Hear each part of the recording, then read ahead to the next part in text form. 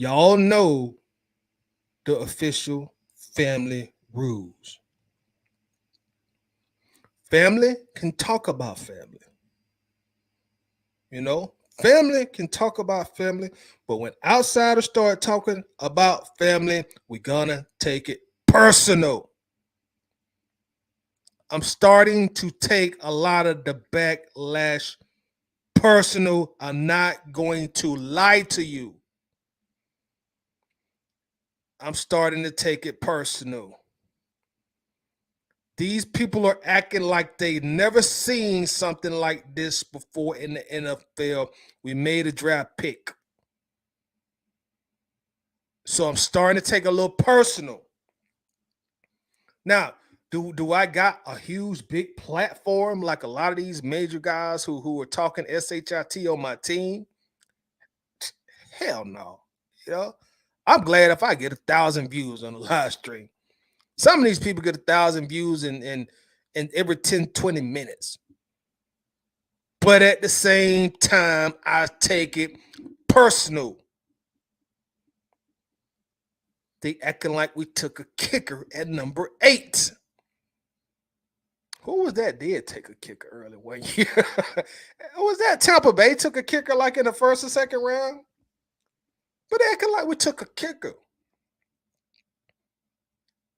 Now the family, you know, when we come in here, we chop it up and you know, we talk all junk on the family because when we get mad and you know we criticize and we do a little bashing, constructive criticism, that is cool. Because it's family. But you outsiders are getting beyond yourselves. So there's going to be some pushback. It's going to be a little bit of pushback. But over and beyond that, how everybody doing, man? How we doing today? How is everybody doing today? It's a beautiful Tuesday, man. Beautiful Tuesday. The hot weather is definitely coming in. Y'all knew I'm country, right? So I can't fully pronounce every word in the dictionary. But I see Lisa in the chat. So Lisa always helped me with my pronunciation and my enunciation. But these, what are these bugs? The cicadas? Am I saying that right, Lisa? Cicadas? These bugs that have emerged and making all this noise? Man, that stuff sound weird. I be walking out the house and you just hear it. The bugs, insects or whatever they are, as they call it, singing and humming and making all that. Man, that sound weird. Sound like the Twilight Zone. I've never heard that before. Sound like some old Twilight apocalypse stuff about to go down, man. Sound very weird. Cicadas or cicadies. Kakada. Thank you, Coach. Thank you, Coach. Kakada. See, y'all know I'm country, boy. I'll be struggling with some stuff. Kakada. I hope I said it right. No. Kakada. But yeah, man, they be, bro, that sounds weird, man. Sounds very, very weird. Sakada? It's very weird. We got on the mark in the bill. Let's read the bill for Mark. What's up, Mark? Says, what's going on, gang? We in here, bro. We are in here.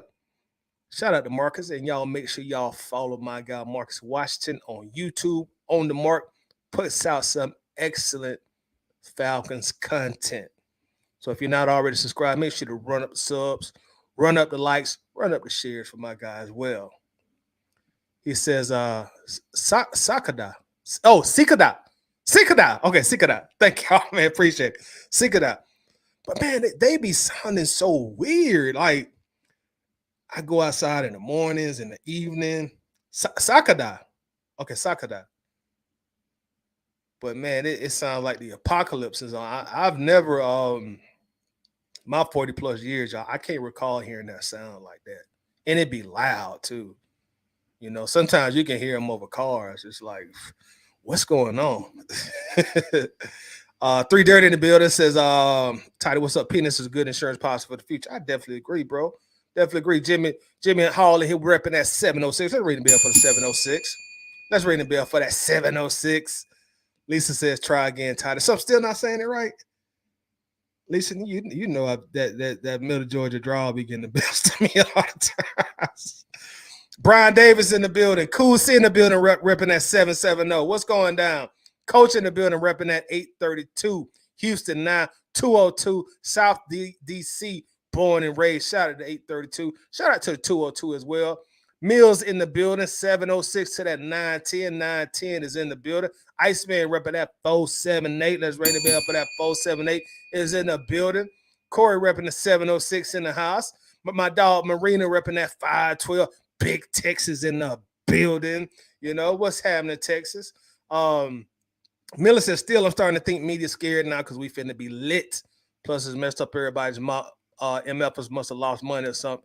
Tell them to keep watching because we ain't, yeah, Millie. It's like they still pressing the button on us. You know, I'm starting to take it personal, man. Like, hold on now, y'all acting like we done committed a crime with some of this coverage, man. Like, get a grip. Ray Ellison in the building, repping that 706 in here. What's going down? David Starks repping that big 404. Fulton County is in his house. What's popping? J. Lubin is in the building. What's going on, J. I see you. Travis repping that big 478 in the building. What's going down? Yeah, so y'all, let's get to it, man. Let's get to it. Albert Breer, Sports Illustrated's Albert Breer, he put out an article, or I guess I should call it a report yesterday. This is from his wiki page. Albert Breer is a current American football journalist and reporter for Sports Illustrated's Monday Morning Quarterback. Breer spent time covering the New England Patriots for the Metro West Daily News, where he contributed stories to the Boston Herald and later covered the NFL for the Boston Globe, the Dallas Morning News, Sporting News, and NFL Network. In 2018, Breer took over as a writer of the Monday Morning Quarterback column from Peter King, who is recently retired. Shout out to Peter King. I always enjoy his work. Who left Sports Illustrated for NBC Sports. He is also a content strategist for MMQB Sports Illustrated's NFL Vertical. So I just wanted to read out the wiki page so we can get a source for what we're about to talk about. Because he put out a pretty detailed report, a pretty detailed article, I think it was yesterday, about quarterbacks, right? And how quarterbacks got to certain teams. And of course, Atlanta and Michael Penix Jr. was definitely a part of that story, being that we are the headline story of the NFL draft. And everybody got something to say about us drafting Penix. Now, again, some of this criticism I'm starting to take personal. That's just a Falcons fan in me. I'm starting to take a little bit of it personal. And people are really, really coming down on us. Now, let me be fair. Let me get off my soapbox too. Because not everybody's criticizing us. Some people do see the vision. I just think the criticism is over the top. You know, it's one thing to criticize, but I think some of it is over the top and a little bit of it is unwarranted. So that's some of the issue that I have with it. Shout out to also Rich Eisen. I must say I'm a big fan of the Rich Eisen show. Been a fan of his show and been a fan of his work for some years.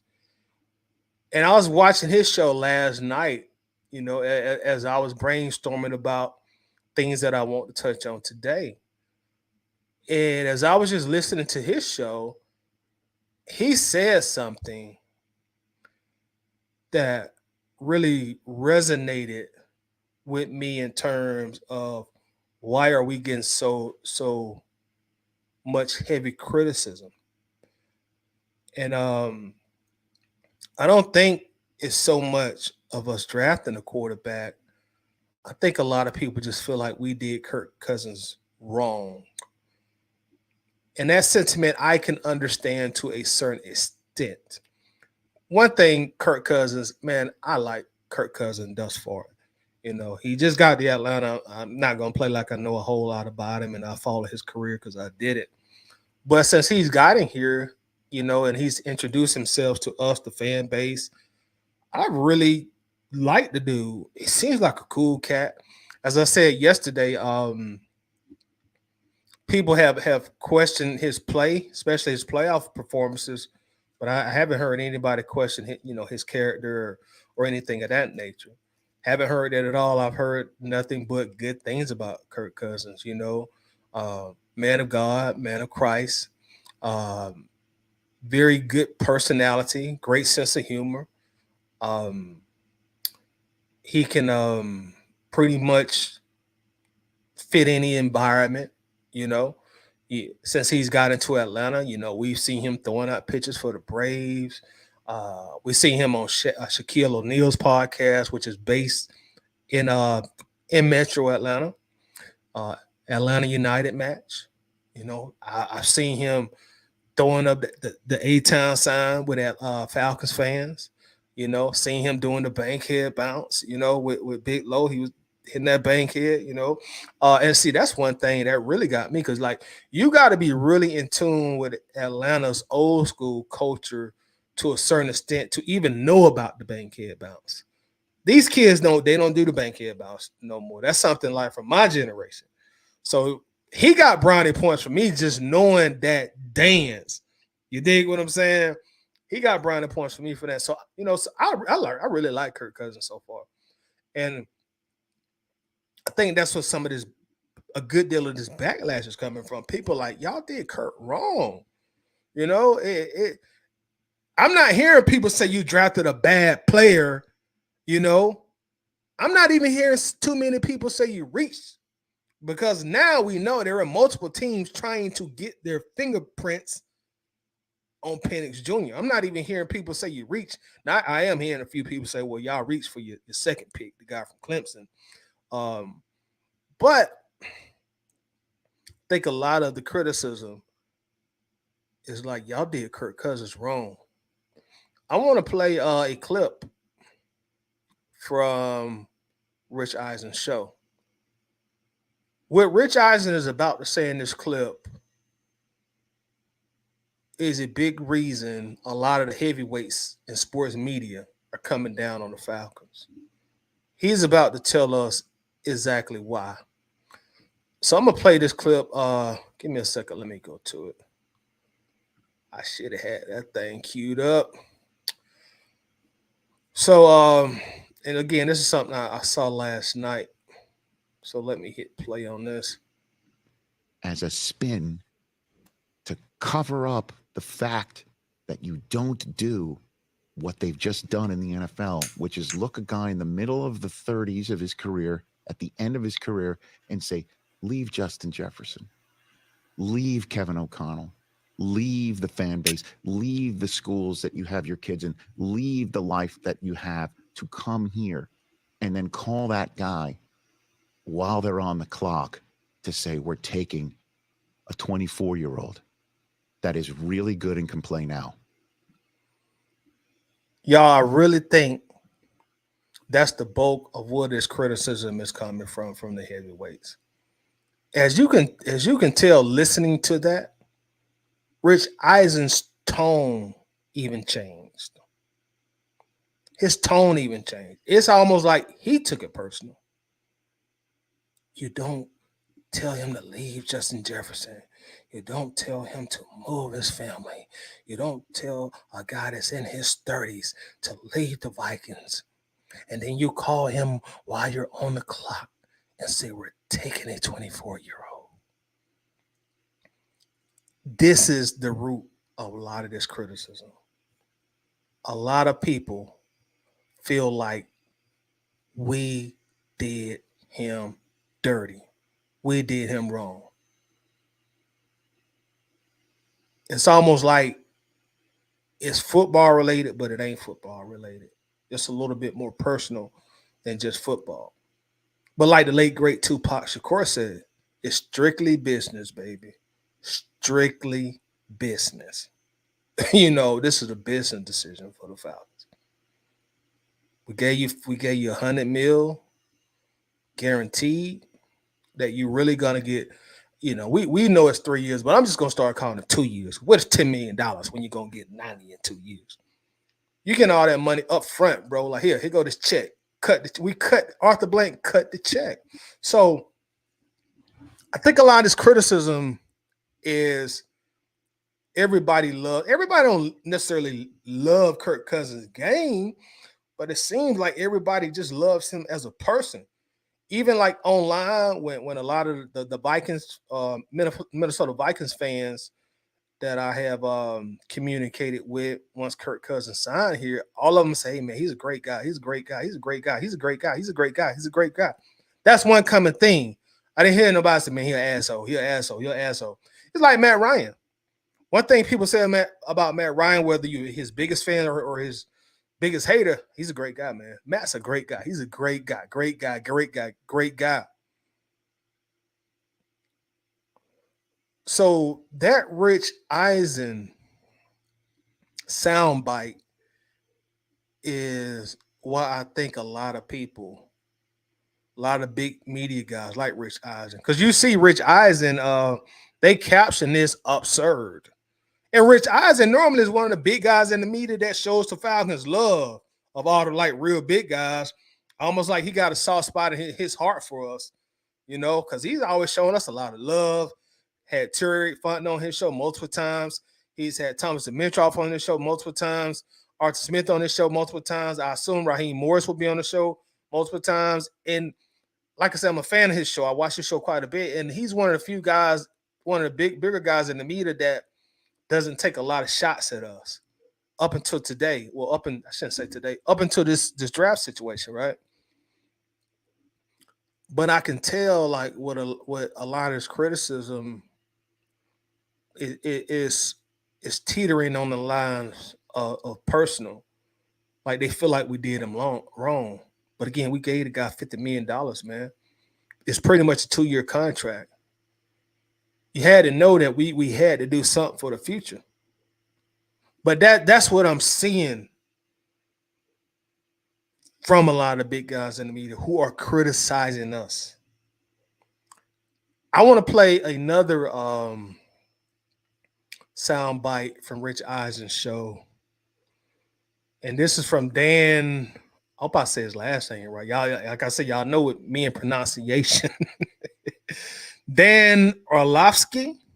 He was on the show.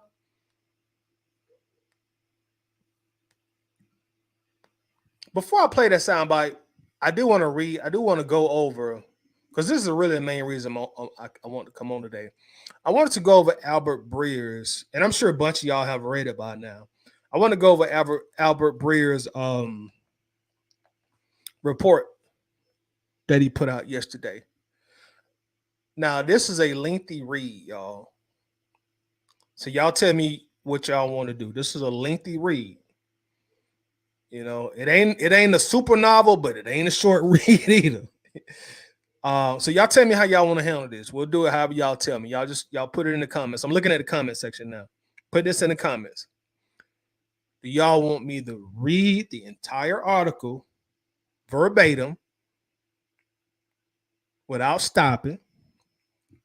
Do you just want to do the Cliff Notes version of the article? You don't want to get bored to death by me reading, because I know that can be boring. Or do you want me to read it and stop in certain places and then we talk about it? I read the article, stop in certain spots, and then we'll discuss what we've read. How do y'all want to do that? I'm looking at the comments. Mark says, give us the Cliff Notes. So he said go to Cliff Notes. Anybody else want to give their input on it? So we got one person. Mark says, give us the Cliff Notes. And I see your comment earlier, Mark. I'll drop the link for you in just a moment once I go over this article. If you're still in here, if you want to come in, I'll drop the link for you. Sav say Cliff Notes. Reflect the Sound say short Cliff Notes. Okay, so it looked like most people are saying Cliff Notes. So let's just do the Cliff Notes.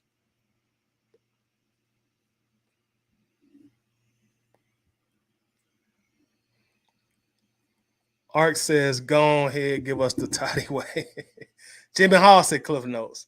All right, so that's enough people that said Cliff Notes. So we will just do the Cliff Notes version of it. essentially what happened is how we got Michael Penix Jr. right is, and again, this is Albert Breer. Based on Breer's report, Michael Penix Jr. was actually the second quarterback on our big board. Caleb was pretty much number one on everybody's big board, and then second on the big board it was Michael Penix Jr. and we had him kind of like head to head with Jaden Daniels, but it seems like the Falcons slightly preferred Penix over Jaden Daniels. Breer also reported in that article that the Falcons were working overtime prior to the draft, and also very importantly, prior to signing Kirk Cousins in free agency. Very important to say that. They were working before the draft and before they signed Kirk Cousins in free agency to move up in the draft so they can actually draft, so they can move up and they can draft Michael Penix Jr. That was their ideal plan. They preferred to go that route instead of giving Kirk Cousins $100 million guaranteed. So if everything would have fell in place for the Falcons, you move up in the draft, you draft Michael Penix Jr., then you get I'm going to use quotation marks because this has been such a hot topic. You get a cheaper bridge quarterback in free agency. That's what the Falcons initially wanted to do. So Terry Fontenot is working the phones before they signed Kirk Cousins. The number one plan was to get Penix. Penix has been their guy. You know, they try to keep it on the hush-hush, but Penix been their guy. That's probably why they didn't do a top 30 visit with him. They try to keep it as hush-hush as they can. So Terry Fontenot is working the phones in the offseason, calling Chicago, calling Washington, calling New England. And those teams flat out told the Falcons, no, give it up. We're going to draft we're drafting. We ain't moving down. Terry, stop calling here every day or I'm going to block you. No, it ain't going to happen, Atlanta. Go call the Cardinals. They may give y'all a trade. But here in Chicago, Washington, New England, it ain't happening, partner. Bye. So they flat out told us, no, it's not going down. We reached out to Arizona. They was like, hey, good to talk to you, Terry. Call us back on draft night on Thursday in a couple months. We ain't gonna shake or bake until we on the clock. They pretty much saying, I know that's we gonna get our best offers. So call us back when we on the clock. You know, and if your money good enough, we'll spend. So the Cardinals did not tell the Falcons no or yes. They told them to call back on draft night. And maybe we can do something. So now the Falcons are in a pickle. They tried to move up in the draft, and I'm going to focus on this for a second because in some dialogue that I have had, people have said, well, just move up in the draft. You know, when I've asked people, well, when is the opportune time to get a quarterback if we didn't do it this year? And people will say, well, do it next year or the following year. Just move up in the draft. And as you see, you just can't move up in the draft because you want to move up in the draft. Teams will tell you no. And based on Albert Breer's report, they flat out told the Falcons, no, it ain't happening. Your money is no good. Chicago pretty much said, dog, are y'all stupid, Atlanta? You think we're not finna draft Caleb Williams? We ain't never had a quarterback pass over 4,000 yards, and we just got Justin Fields out of y'all think we're not going to take Caleb? That ain't what happened. Washington was like, Atlanta, did y'all not see Jane Daniels?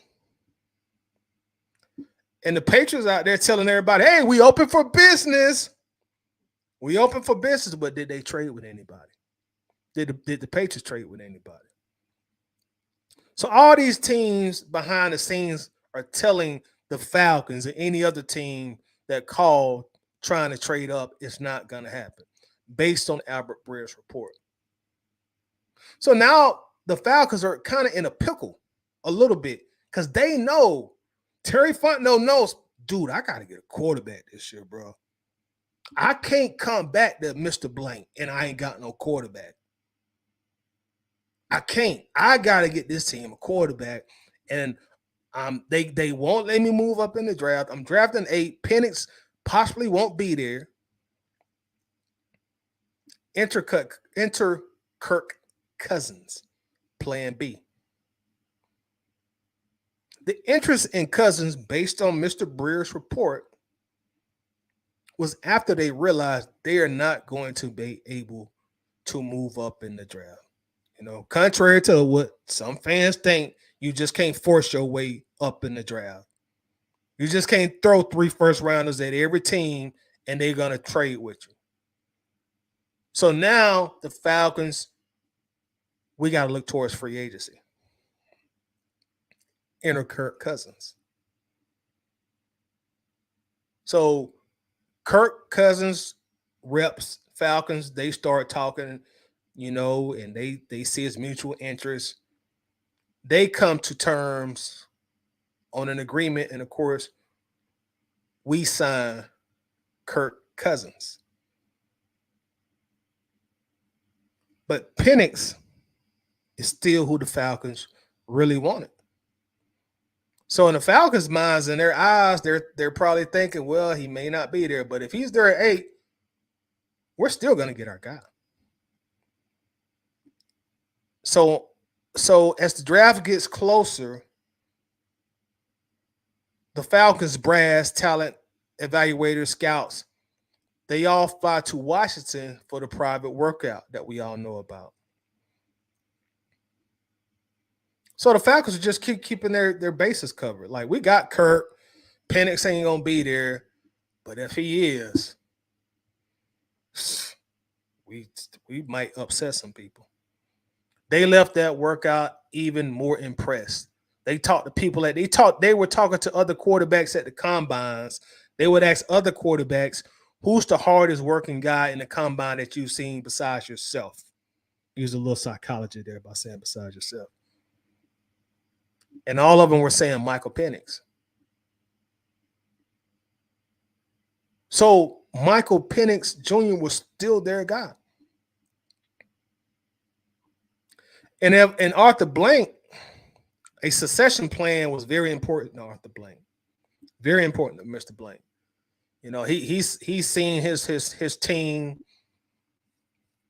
muddle in the mediocrity or below mediocrity since Matt Ryan started declining, and he wanted Terry Fontenot and Raheem Morris, specifically Fontenot, to GM. I need you to bring me a succession plan for life after Kirk Cousins. You know, what are we going to do? So days before the draft, maybe about a week before the draft, I don't know the exact timetable there, but it was at least days before the draft, Terry Fontenot brought his succession, his and Raheem Morris's succession plan to Arthur Blank. And that was to draft Michael Penix Jr. And this is after Arthur Blank just spent $100 million on a quarterback. So this is probably going to be a tough sale for the owner. Because you can't make a move like this after giving a quarterback $100 million and drafting another quarterback at 8 without running this by your owner. You know, there's certain things you can do as a GM, there's certain things you can't do as a GM. This is one of the things you can't do as a GM. So you got to now sell Arthur Blank on this idea, even though Blank already knows that you really like Michael Penix Jr., but you couldn't trade up. So you had to get a quarterback. Us Falcons fans were bitching like crazy about the quarterback position. So everybody in Flowery Branch knows you got to upgrade the quarterback position. So Fontenot tells Blank that if Penix is still there, they want to draft him. That's the succession plan. And he says, if we don't have a quarterback this year, then what are we gonna do next year? You Mr. Blank, you just saw we couldn't trade up this year.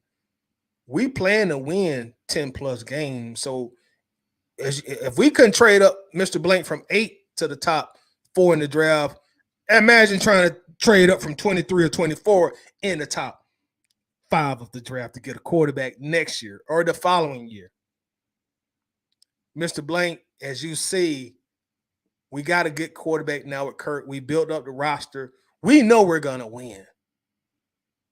But if we don't get Penix this year and we start winning these next 2 to 4 years, it's going to be hard when Kirk retires. Because Kirk, once his $100 million is paid out in guaranteed money, he's going to be knocking on 39 years old. He may retire. We may just decide to move on. So if we don't do it now, when are we going to do it, Mr. Blank? Arthur Blank said, and I'm paraphrasing here a little bit, guys, but this is the gist of the report. I'm just adding a little juice to it. Mr. Blank said, you have my approval. I like the idea. Let's do it. You have my approval. I like the idea. Let's do it. If Penix Jr. is still there at 8, go ahead and draft him, Terry. I like it. I'm going to sign off on it. You have my nod of approval. So that viral video that circulated on social media with the caption, Falcons GM trying to explain to owner Arthur Blank why he took Michael Penix Jr. in the draft, that was just some cap. It was just cap. Arthur Blank knew who they was going to draft. He's sitting there in the war room every year like he always is. He knew all this. He signed off on it. So like I said, that video of people just making it seem like he didn't know what was going on. He knew exactly what was going on. So the Cliff Notes version of this, in short, y'all, they didn't go into this with the intentions of getting Kirk Cousins and Michael Penix Jr.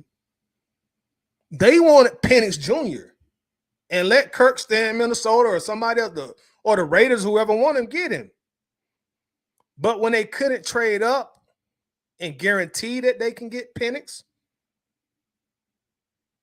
they knew that they had to solidify a quarterback, get a quarterback. We got to get a quarterback somehow, some way. And what other options were out there at the time but Kirk Cousins?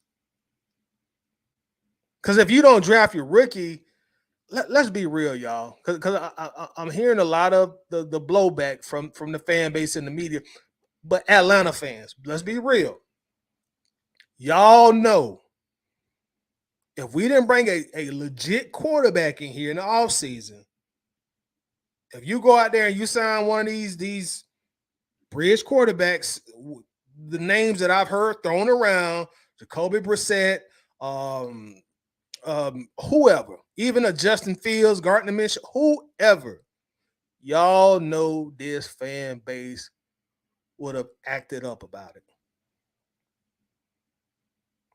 So they spent the money on Kirk. They brought him in. And they stuck to their guns, and they still drafted Michael Penix Jr. And I'm totally cool about it. And we're gonna continue talking about this. Let me give a shout out. Excuse me. Give a shout out to my boy Big Low Country Sports. What's going on, Bo? How you doing? How you feeling? Y'all make sure to check out my guy Big Low Country on YouTube. Show him a bunch of love. Show him run up the likes, run up the comments, run up the subs. Big Low had a viral video also. It's probably at about 200,000 views by now, I assume. Shout out my boy Low. And I spoke also on Kirk doing the bankhead, and that was in a video with Big Low. I hit Big Low up. I said, hey man, you mind if I use a video? Like, hey, go ahead, Bo. But yeah, shout out to Big Low. But that's really the long and the short of it, y'all. And you know what? Let me say this. Kirk was not my first option. He wasn't my first option. He wasn't my second option. Neither was Penix. I liked the Penix, though. The injuries did concern me. I'm not going to get on here in front and act like I was On the front line, team Penix from the jump, because I knew the boy had a amazing arm on him, but you know the injuries were concerning for me. 2 ACL tears. I was having trouble processing that, so neither were my first choice.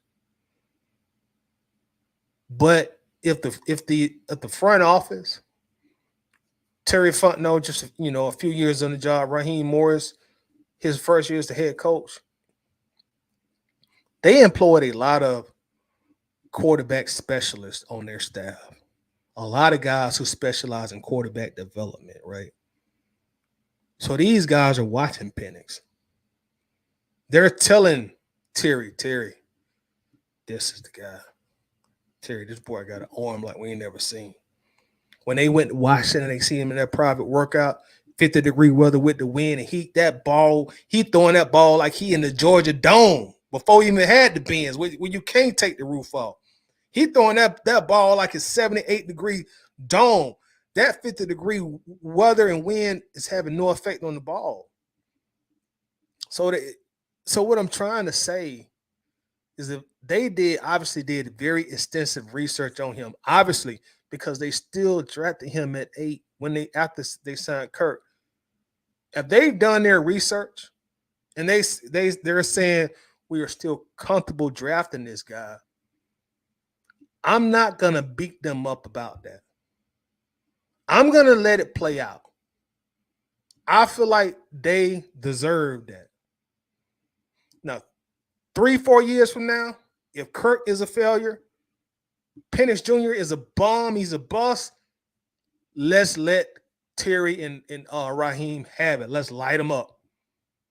Let's come on here and bang on them. But I'm not gonna sit here and play like my first preference was the move they should have made, and there was nothing else right to do, because they didn't do things like I wanted them to do, which they didn't do. Again, Kirk was my number one, Penix was my number one. But the only thing I can ask for is that they do extensive research on the guy that they want. And if the guy that you want actually falls in your lap, take him. And I'll reserve my criticism if it's warranted for after you play some games, after you've played a season or two. I'm going to reserve my criticism until then.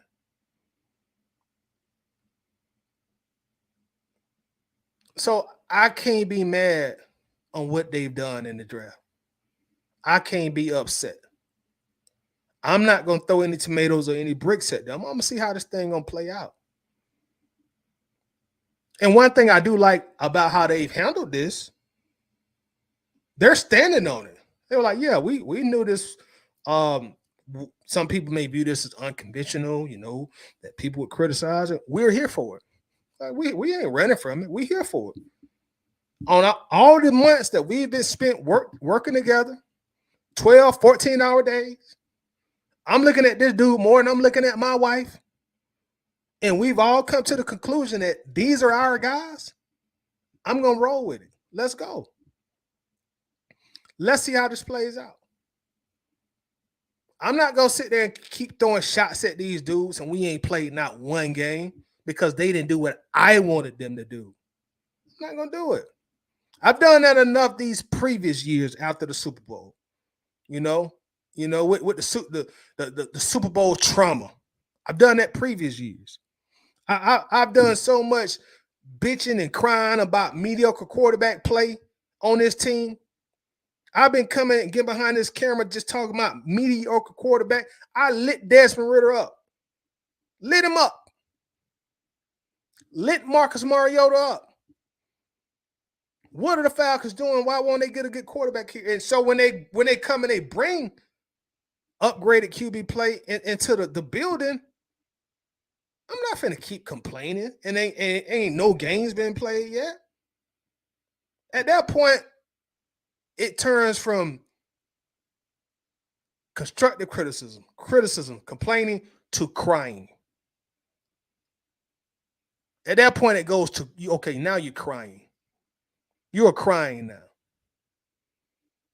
So I'm not finna cry when they've done what they're supposed to do so far, and they're standing on it. We didn't make no mistake. That was our guy from the jump. He was the number 2 guy on our draft board. I'm gonna stand on that. So I'm not gonna cry about it. I'm gonna give them the opportunity to put their product, put their guys on the field, and I'm gonna judge them after the results. I'm not finna cry about it. Not gonna do it. Now, going back to that, what's that guy name? Dan Orlovsky. I hope I said his name right.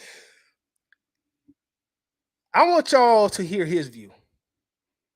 Because he was one of the big media guys that lit the Falcons up when it first happened.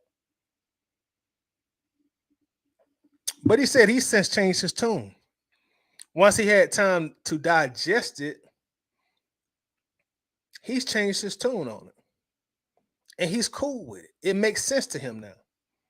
And I want to play this clip. This is a short clip, but he's going to probably better explain than I have the schedule of the NFL offseason and how both quarterbacks ended up in Atlanta by explaining the schedule. So let me play this real quick.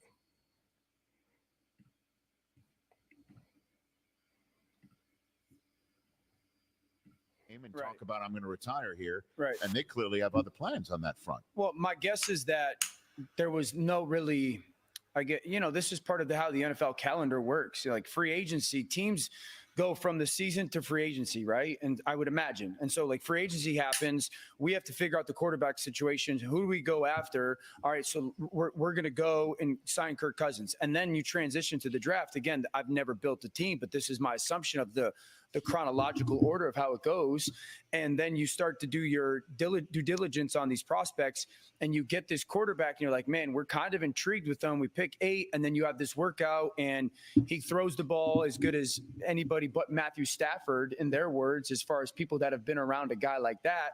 And you sit there, and I'm Rich, if we think about the 3 most important people in the conversation, okay, the owner has been searching for the quarterback since Matt Ryan left, or Matt Ryan retired. So then you're sitting there as the owner going, I don't want to be in this anymore. And then the head coach, Raheem Morris, just was a part of the Rams and going, okay, if you don't have a quarterback, like you can't win. And the general manager, Terry Fontenot, was in New Orleans when they didn't have the plan for what they were going to do post Drew Brees. And they were miring in like, who's the guy next? Okay, let me stop on that part. I don't want to get in trouble with YouTube, but I think he kind of just explained what I was just trying to explain. Like, this thing goes in a certain order. It's not like you draft, then you go to free agency. And he also just explained owner was concerned about a quarterback. Head coach was concerned about a quarterback. General manager was concerned about a quarterback. You know? So, again, guys, I'm about to let this play out. I'm going to let it play out. Let's continue to talk about this, y'all. My bad, y'all, for not being as engaging today. I was kind of in semi-rant mode. Y'all know how I get sometimes. In semi-rant mode. That really wasn't a true tidy rant. But semi-rant mode, and I was kind of just focused on what I was saying. Also, I want to send a link here. I'm going to drop the link in the comment to Marcus. Now, this link is, I'm dropping this just for Marcus Washington, y'all. So I'm dropping this for Marcus to come in. And also, if my dog Big Low Country want to come in, also this link is for them. So let me put this in the comment section here real fast, and we're gonna continue to talk about this, y'all. We really gonna continue to talk about this. Like I said, I've taken some of this personal, but I feel like the criticism is over the top. Mike Bell from 92.9. You know, Mike Bell been on Twitter crying since the pick was announced, just crying. And Mike Bell tripped me out too. He tripped me out. And Mike Bell, I hope you come across this video. Just so you know I said it. My face on it, my name on it. I'm saying it. Mike Bell was putting out all these mocks. And he had that cornerback, what's his name? Dijon Cooper, I think. Something like that. He had the Falcons picking him at 8. Or trading down and pick him at 13. And I tweeted him back. I was like, bro, why you keep putting this quarterback in the early first round for the Falcons, bro? Like, come on, bro. I mean, he good, but this man ain't a top 10 pick. But anyway, beyond that, let me bring Marcus Washington on the stage. Mark, how you doing, bro? What's going on, man? Why y'all get a quarterback, man? Right? Right? Hey, man, listen. I talked about this a couple of days ago, man. I thought that this was an absolute genius move. I think the only reason people are complaining is you gave Kirk Cousins all this money. But I'm like, as I can recall, a lot of people didn't even want Kirk Cousins. So now the argument is you pay Kirk Cousins all this money. Why did you get a quarterback? So I've been racking my brain about this. Fam, I might say something a bit controversial. Go ahead. I think Atlanta played chess even with Kirk Cousins. I think they wanted Michael Penix 6 months ago. Yep. Because if you look at the board, fam, Penix was going to fall to 8 anyway. The only other team that would have took a stab at him was the Giants, and they got a wide receiver. So the next team up is Tennessee. They got 2 quarterbacks. The top three picks were QBs. Marvin Harrison Jr. went to Arizona, which I thought he was going to go to Arizona anyway. 5 was the Chargers. They weren't going to pick up a quarterback. Family, I think what they told Kirk Cousins is, we're going to pay you all this money so you can come play with us. We're going to sign you to a 4-year deal, because they knew that was the only way to get Kirk Cousins out of Minnesota. Makes sense. If they would have told Kirk Cousins, we're going to give you all this money and we're still going to go to quarterback, he probably wouldn't have came. That's why when we drafted Penix, who was the first person on the horn talking about we were shocked? His damn agent. Right. I believe they knew they were going after Penix. Dude, this was all chess, because the people that were complaining about it were talking about, well, they didn't tell anybody they were going quarterback. Why the hell would they? So they got their quarterback right now. Think about the moves, fam. The contract is front loaded. So after 2 years, you can really come up off of Kirk Cousins. If he's playing well, then you got a good quarterback right now who's playing well. We're in the playoffs, and then we got a future quarterback for another possibly 10 years. It's a win-win situation. But everybody is in their feelings because, again, we need defense. That's what you hear a lot of these guys talking about. I talked about, Lombardi hollering about we could have got a 3 technique. And I said, you ain't never seen no 3 technique player on the cover of Madden. You ain't never seen it. So to me, people complained about us needing a quarterback. Atlanta goes and gets 2.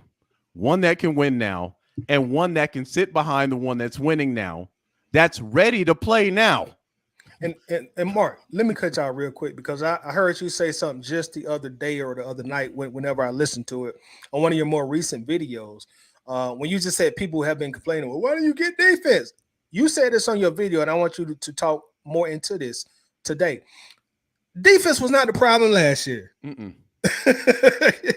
Mark, defense, and I think as Falcons fans, we are just mentally conditioned to blame the defense, even when it's not their fault. Last year was not a defense issue. Yeah. I'd make the argument that the defense was the reason why we were in a lot of these games. Right. Because if you look at it, if Atlanta averaged 28 points, we would have been in playoffs. If we would have averaged 28 points, we would have been in the playoffs with Desmond Ritter. And we know Desmond Ritter was utter cheeks. So you're bringing in one of the more consistent quarterbacks in the regular season. Last year would have probably, if Kirk Cousins wouldn't have gotten hurt, Kirk Cousins might have been a candidate for MVP last year, the way that he was balling out. When he got injured, he was second in pass yards behind Tua. Second. He had 18 touchdowns against 5 picks, and Justin Jefferson wasn't in like 4 of those games. Yep.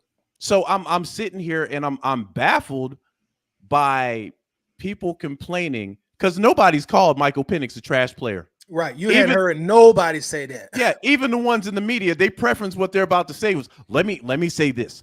Michael Penix he's a damn good player. So I'm like, what we complaining about now? Exactly. What we complaining about? Exactly.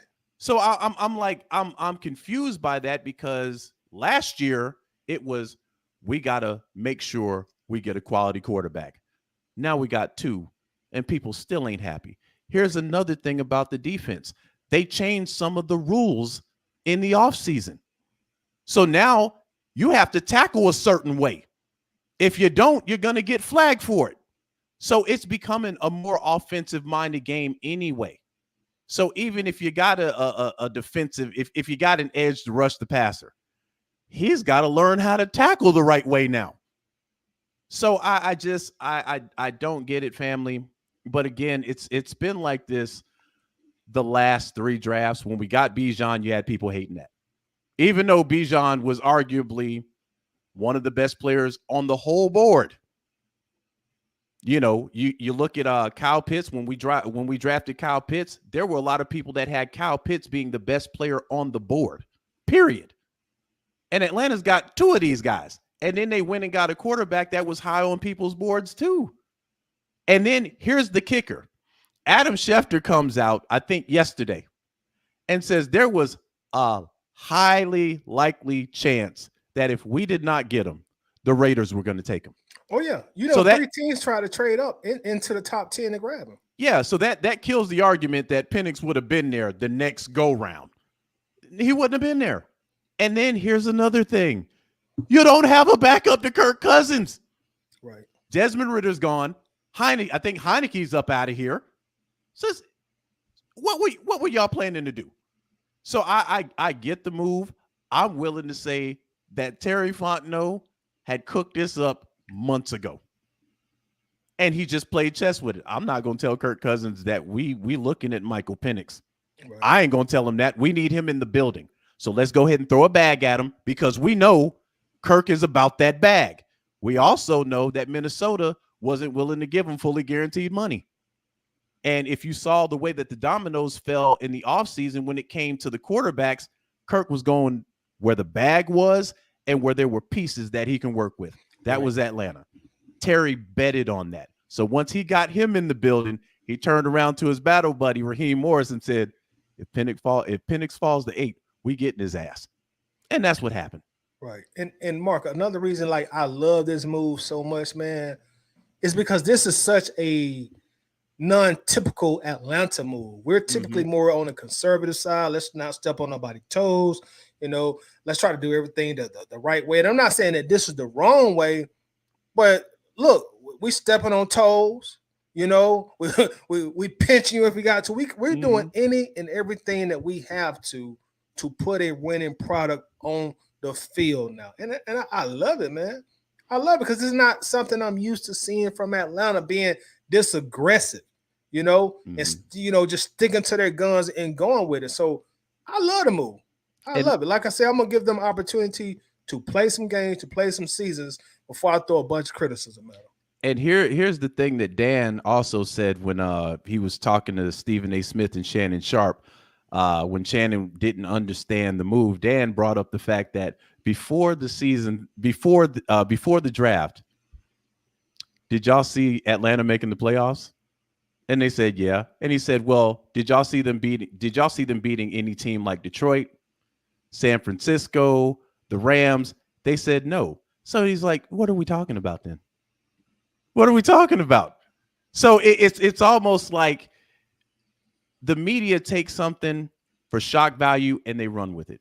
You know, Rich Eisen, you know, his response, I think literally that night was shock. And then he touched on it the next day and he was still baffled about it. I'm like, listen, this is the most y'all have covered the Atlanta Falcons in at least 3 or 4 years. Right. Since the Super Bowl. Really. Y'all ain't talked about us for God knows how long. Now all of a sudden we're on every station. I look at that as a win. Yep. So to me, I don't feel bad for Kirk because again, I've been campaigning for Kirk for a while to be here. He's here. This is the reason why I don't feel bad for him. 1, he's got a bag, but 2, this should put a fire under Kirk Cousins' ass to get this thing done ASAP. Because you can say the same thing about Aaron Rodgers. Aaron Rodgers was the man in Green Bay. And then Matt LaFleur's first year, They jumped back up in the first round to get Jordan Love. Right. What happened after that? The boy went 13-3, Back-to-back back-to-back MVPs. seasons and MVPs. So I'm like, if I can get a little bit of that from Kirk Cousins, everybody's happy at the end of the day. Right. So the talk was we need to get a quarterback for 3 years. Now we get a quarterback, and it's like, what y'all doing? It's like, bro, they doing what y'all asked them to do. Right. Right. And hold your thought, Mark. I want to read a question from Lisa. Lisa says, Toddy and Mark, how do y'all feel about the comments from Cousins' agent that they were stunned by the pick? For me, I didn't like it. That shouldn't have been said publicly. I'm gonna let you answer that, Mark. Well, I mean, I can expect it, man. His agent has always spoke for Kirk Cousins. That's what agents usually do. You know, they're going to speak for their client, and I get it. The problem I have with it, and I think they were stunned because, again, Terry and Raheem did not let Kirk Cousins know that they were going after this boy. When they courted Kirk Cousins, they probably mentioned nothing about a quarterback. Now, they did say, let me retract that sometime, whether it be this draft or the next draft, they would be looking to get a quarterback. They just didn't expect to get him at 8. Yeah, because Kirk, people did say they had an idea that the Falcons probably would draft a quarterback, but they didn't think it would be at number 8 this year. Yeah, but to me, if I'm talking to Kirk Cousins' agent, hey, bro, your guy has 2 years because they've already came out and said there isn't even a competition. Kirk Cousins is the starter. Right. So he's got 2 years with weapons to make something happen. You put competition behind him, and I find it fascinating because Matt Ryan was here for 14 years, family. No backup competition. None. He was that guy. They never pushed him. So now you got a guy that's coming in, and he's going to push Kirk Cousins. And I think because of that, that's going to make Kirk Cousins even more fired up to want to win now because he knows he's got a short runway. And yep. you know how our fan base is, dog. That first year, we're going to let a lot of stuff ride that first year. Right. That second year, if Kirk comes up short, there's going to be chatter about, hey, we probably need to start this boy right now. And that'll be the year where you can really kind of get up off of Kirk Cousins. Yep. So, like if you want to start him toward the midpoint or toward the end of that second season, because Kirk Cousins, in my opinion, unless a Super Bowl comes here or unless he's playing absolutely amazing football at 38 years old, he will not be in Atlanta past 2 years. It's not going to happen. Yeah. And that ain't going to happen. And that benefits everybody involved. If he can make deep playoff runs and he can do this for three years, that means we're in the playoffs. That means we're competitive, and we still got this kid behind that's ready to take over at any given notice. So I don't understand the hate. It's almost like we drafted a punter. Right. Like we went and got a kicker or something. Like, yeah. Like quarterback. Like they and Mark, one of the things we've been complaining about for years, like you just kind of alluded to, like we never put nobody behind Matt Ryan, even when he was getting older. Kirk Cousins is about to be 36 years old. And like Fontenot was saying, like there's no guarantee you can trade up in the draft next year. We tried to do it, and we tried to trade back into the first round after we drafted Penix, and we couldn't do it. So I don't know. I don't know how, as fans, we've convinced ourselves that we push all the buttons when it comes to a trade. Sometimes you can't trade up. So if a guy falls in your lap and that's your guy, get him. Yeah, and then I look at, another trade that a lot of people didn't like with Julio Jones. We gave up all that capital to get Julio, and then Julio was arguably, if not the best receiver, for at least 4 or 5 years. He was 1A or 1B because you had Antonio Brown in the mix. But we got our investment on return was good with that trade up to get him. So we didn't have to do any of that to get Penix. We sat there at 8 and he fell in our lap. Right. And then here's another thing. Terry Fontenot has been telling y'all the same thing for the last 3 seasons. They're going to pick the best player on the board. He's been saying that since he got here, and he's done that every single year when we got Drake London, people looked at that and was like, why did we do that? And then what happened in the subsequent picks? There was a run on wide receivers. The Saints jumped up. I think they got Olave that year. Yeah. But everybody was jumping up to get a wide receiver. So again, this guy knows what he's doing. But I believe that Terry Fontenot's been playing chess for a while. That it just didn't happen in the NFL draft. I think it happened when they went after Kirk Cousins. Kirk just didn't know they were playing chess until draft night. You know, and then he was like, they really played me over here. Yes, we did, sir. We need you right now. So we threw you a bag because we knew you would go for it. You know, now that you're here, play good premium ball. And I don't think this will be Kirk Cousins' last stop, but he's almost forced to play good ball while he's here, because if he doesn't, he'll be 38 by the time we really move on and get Michael Penix. He'll be a backup QB. Right. So won't be able to get that big money anymore. Yeah, this was a genius move by the front office, fam. And you know, in about 5 or 6 years, people will be talking about how this was a genius move. You know, 2020 hindsight is always perfect. But I'm seeing this for what it is right now. Right. And then they went defense with the next 3 damn picks. I think it was the next 4 picks, actually. Yeah. So I'm like, what are we complaining about here? Right. You know, man, we needed an edge. They got an edge. We need to tackle. They got that too. Tackle. So it's like sometimes you can't draft, but no Super Bowl has ever been won in the draft either. Right. So you got to look at it that way too. To me, this is a good move, because what we've seen in the last couple of years is we've seen these quarterbacks go high. They've gone to bad teams and they fizzled out. You look at Justin Fields. You know, now Justin Fields is a bum because he couldn't do nothing in Chicago, but people won't remember what happened when he got to Chicago. They started offloading the talent. Khalil Mack, up out of there. You know, look at what happened to Zach Wilson. Does anybody remember the quarterbacks that were in the quarterback room in the Jets? No. He had no help, and they were a trash team. They were a trash team before he got there. But now they put all the blame on Zach Wilson. Atlanta doesn't want to be the team that gets Kirk Cousins. Kirk Cousins comes out there with the American flag, running out there with the American flag. 4 plays later, bang, tears his ACL again. Now we got to go to a quarterback we know we ain't winning with. Right. If it happens this time around, it's like, well, let's see what this kid can do.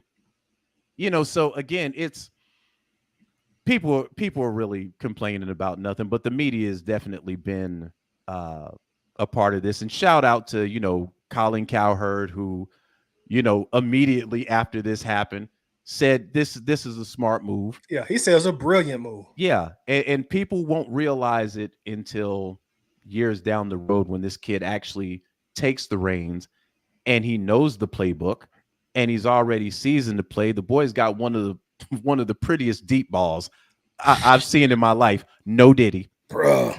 No Diddy. Bruh. I was saying on one of the last shows what really convinced me about him, because I mean, I already knew he was an incredible talent, but that video where they showed of him throwing the ball in the lobby of the combine, like his form and how that ball was coming out, his arm and that velocity and that zip, I was like, God damn, you don't see that every day. Yeah, so I feel like this, man, people wouldn't have been satisfied anyway. But yeah. I do think that a lot of people felt that we got Kirk Cousins, we got our quarterback.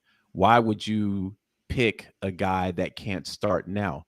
And I would let them know that there's a quarterback right now that is the face of the league that did not start his first year, and that's Patrick Mahomes.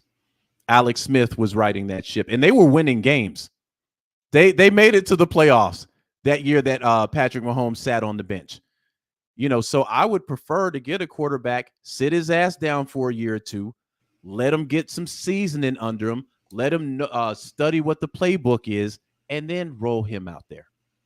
You know, but bro, yeah, man. I feel the same way. I've been saying that too. Like, man, people say Patrick Mahomes the blueprint.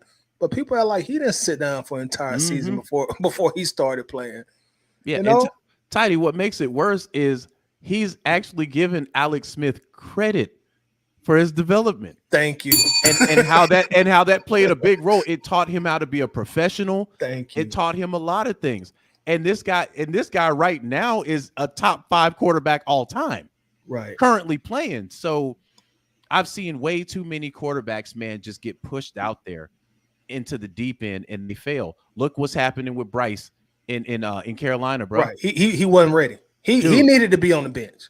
Dude, they sold tickets for 75 cents. Bro, you can't even go to the dollar store and get something for $1 now. So they might as well call it $1.50. If you go get a big box of Mike and Ike's at the dollar store, that's $1.50. That was 2 tickets. You could have went. You could have took a friend to go see a Carolina game last year. So you see what happens when you put these kids in bad situations and you just throw them out there into the wild. They typically fail. Right. But you see, like with Caleb, I think Caleb is going to a good situation. Chicago has done some things over there. You look at Minnesota, so there are some quarterbacks that I expect to see shine because they built in the trenches. Now, if I'm Justin Fields, man, I'm pissed off. I'm looking at Chicago like, y'all couldn't do that when I was there. Y'all couldn't do that when I was there. But this kid gets there. Y'all give him weapons as far as receivers. Y'all give him a running back. Y'all done put defensive pieces over there. Y'all couldn't do that when your boy was there, though. So I think those guys will do well, but usually it doesn't happen that way. The quarterbacks that you see go the long way, they sat behind somebody. Russell Wilson, Aaron Rodgers, Tom Brady, Patrick Mahomes. These guys, these guys that we look at as, creme de la creme, they sat behind somebody. So again, people can hate it. I see y'all training camp because I know y'all be there. That's why I told people on my live, every draft, I give people 48 hours. Because people are usually ready to throw furniture. Whoever we draft, they're usually ready to fight somebody. 48 hours, they'd be all right. Training camp, they'll be ready to roll. Yep. And I think the shock of the pick is what had a lot of people feeling the way that they felt. I've seen quite a number of Falcons fans say, you know what, I didn't like it at first, but I went to sleep and I started thinking about it. I was like, I like the pick now. It makes sense to me now. Yeah. And then we're not even talking about, the fact that picks might get taken from us. If we're doing well, we're not going to be high enough to draft a good quality quarterback in the next couple of years. We want to win now. So let's say you get to the NFC Championship game. Man, you talking about somewhere in the 20s somewhere. Who you gonna get in the 20? Like, really, realistically. That's what I've been saying like all weekend. Like when people tell me, well, we could just trade up next year. I'm like, you just can't assume you can trade up. Yeah. You can hope you can have an opportunity to trade up. But next year's draft, man, you got like probably 3 quality quarterbacks. And after that, it falls way off. So what makes you think we're going to be able to go from 23rd, 24th to 25th all the way into the top 5?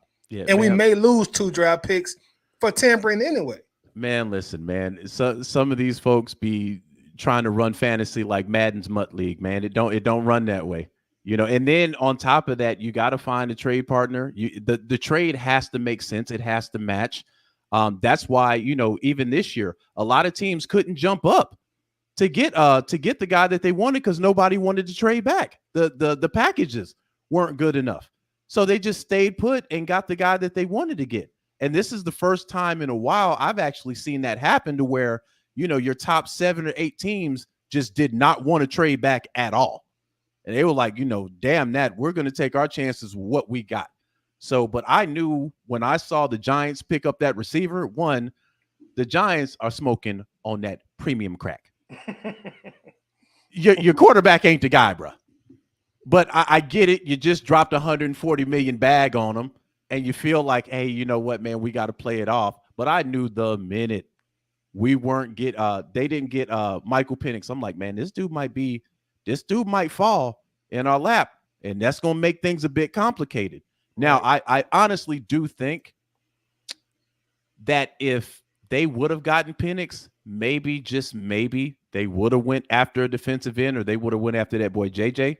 But when Penix was there, I mean, what the hell are you supposed to do if that was your plan all along? Right. If that's your number one guy outside of Caleb Williams, you know you're not gonna get him. Yeah. And that's the number two guy on your board. What do you do? Ignore your board? Yeah.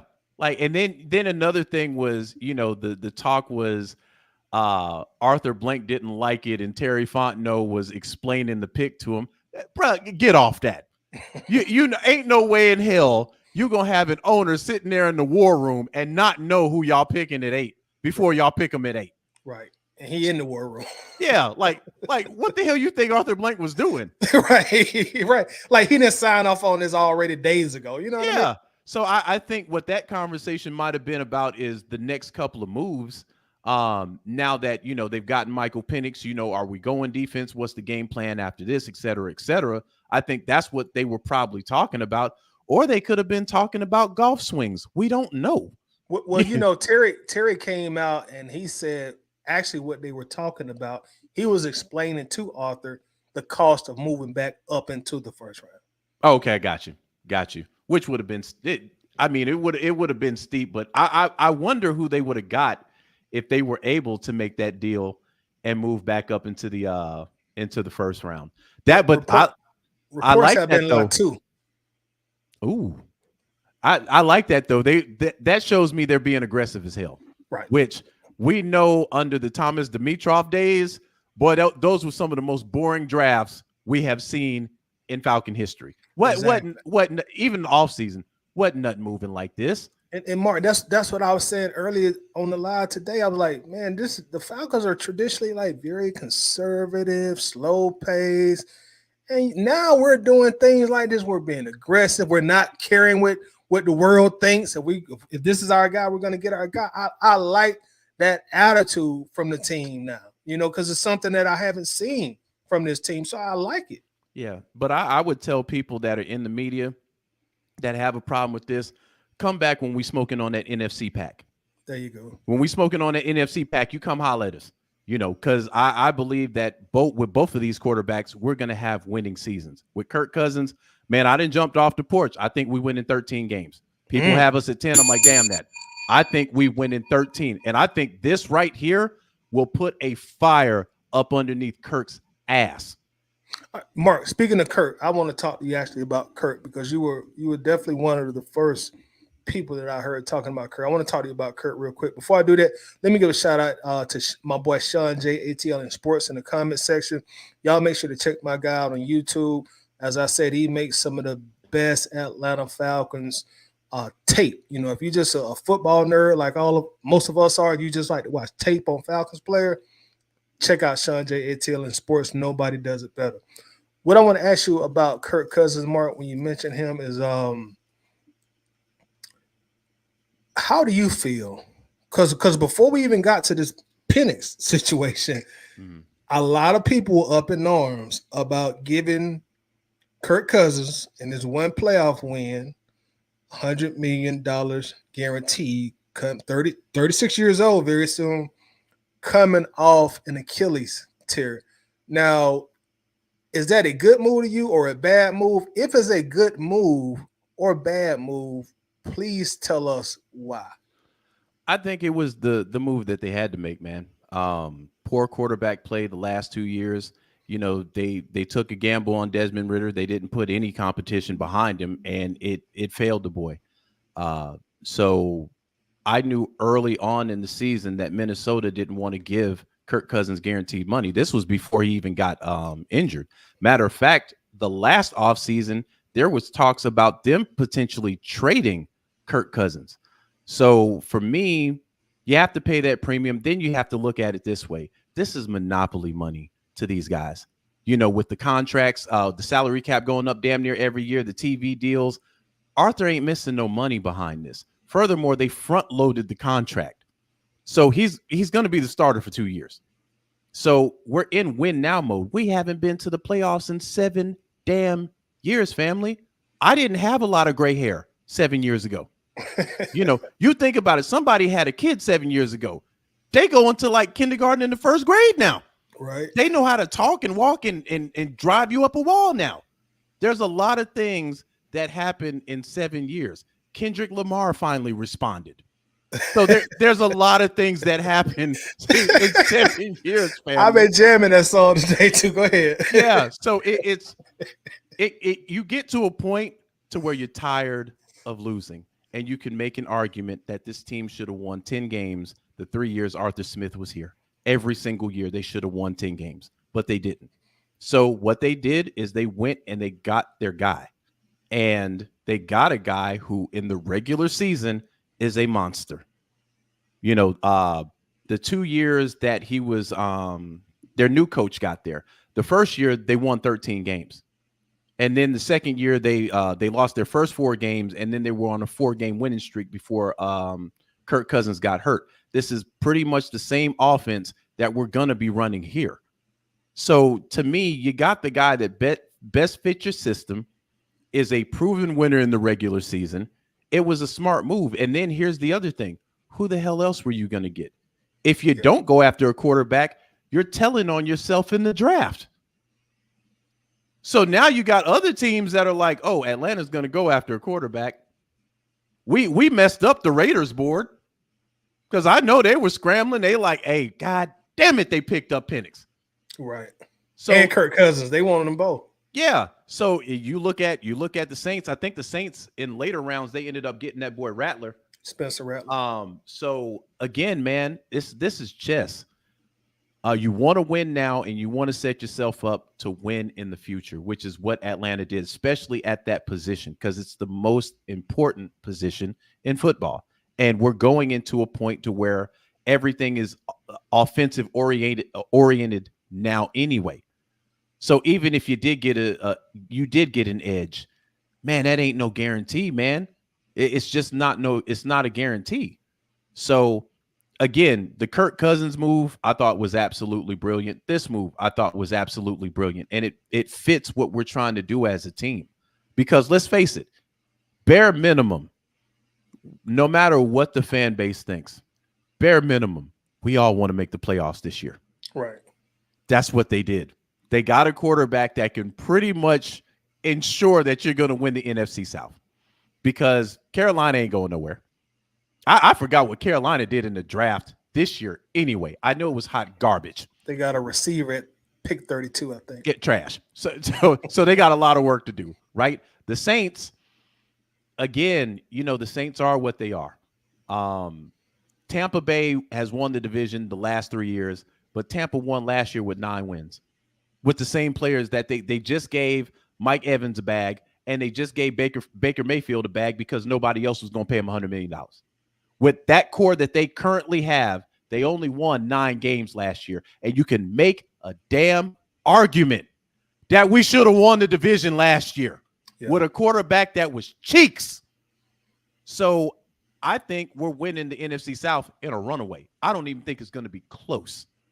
Okay, let me ask you this, if I may, Mark, because a lot of people, next time I go live, they will, well, why you didn't ask Mark about this? So let me ask you this. You mentioned that you got us winning 13 regular season games, which I absolutely love. Mm-hmm. Now, a lot of what I hear as far as the blowback from Kirk Cousins, they'll tell me, Tyler, we know he's a regular season stud, but he can't do it in the playoffs. He can't win the big game. So you mean to tell me we just gave a guy $100 million, he only got 1 playoff win?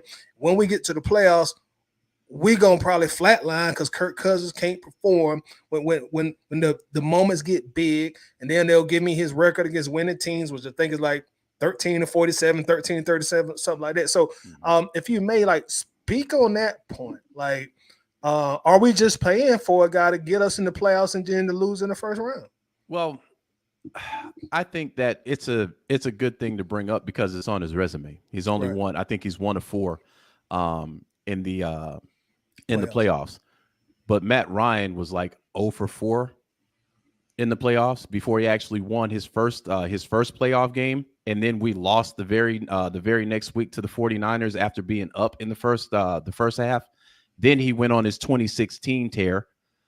So he didn't really start winning playoff games until kind of like, I think it was like the eighth year of his career. You look at a guy like Matthew Stafford. Matthew Stafford hadn't won a single playoff game before he went to the Rams, and he won it all.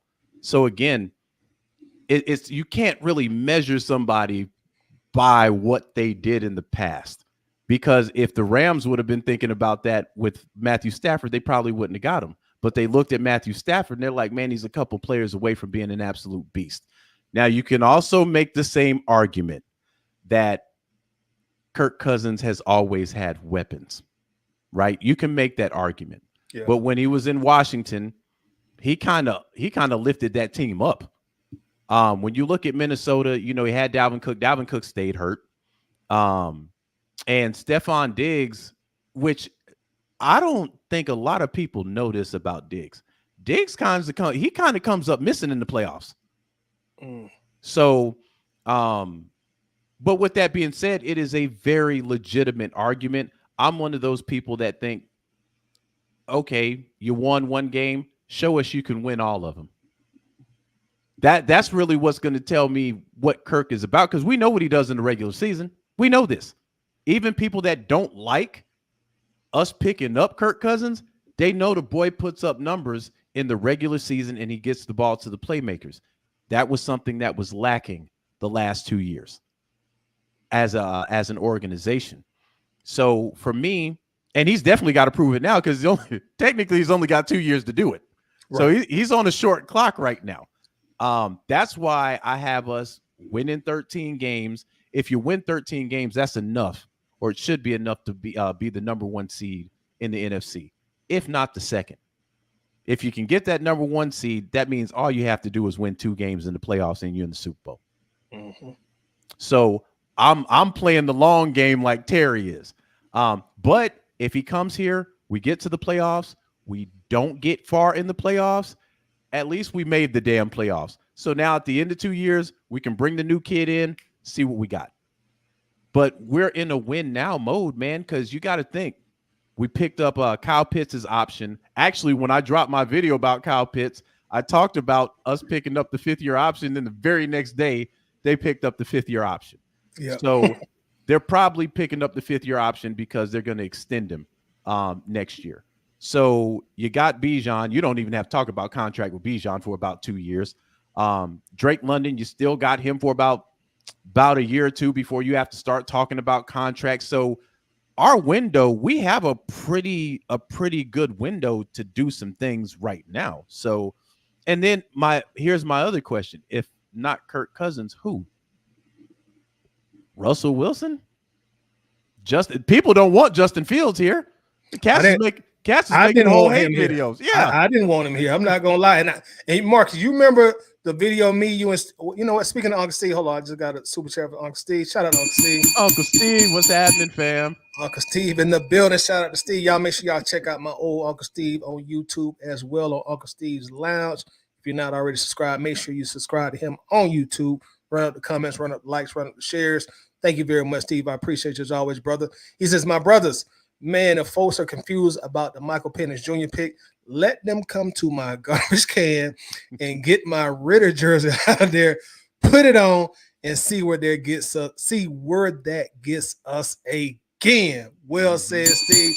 And Mark, I think I really can't speak for Steve, but I think what he's saying is like, you're mad about the Penix pick, but we just left an era of Desmond Ritter playing bad football. Mm-hmm.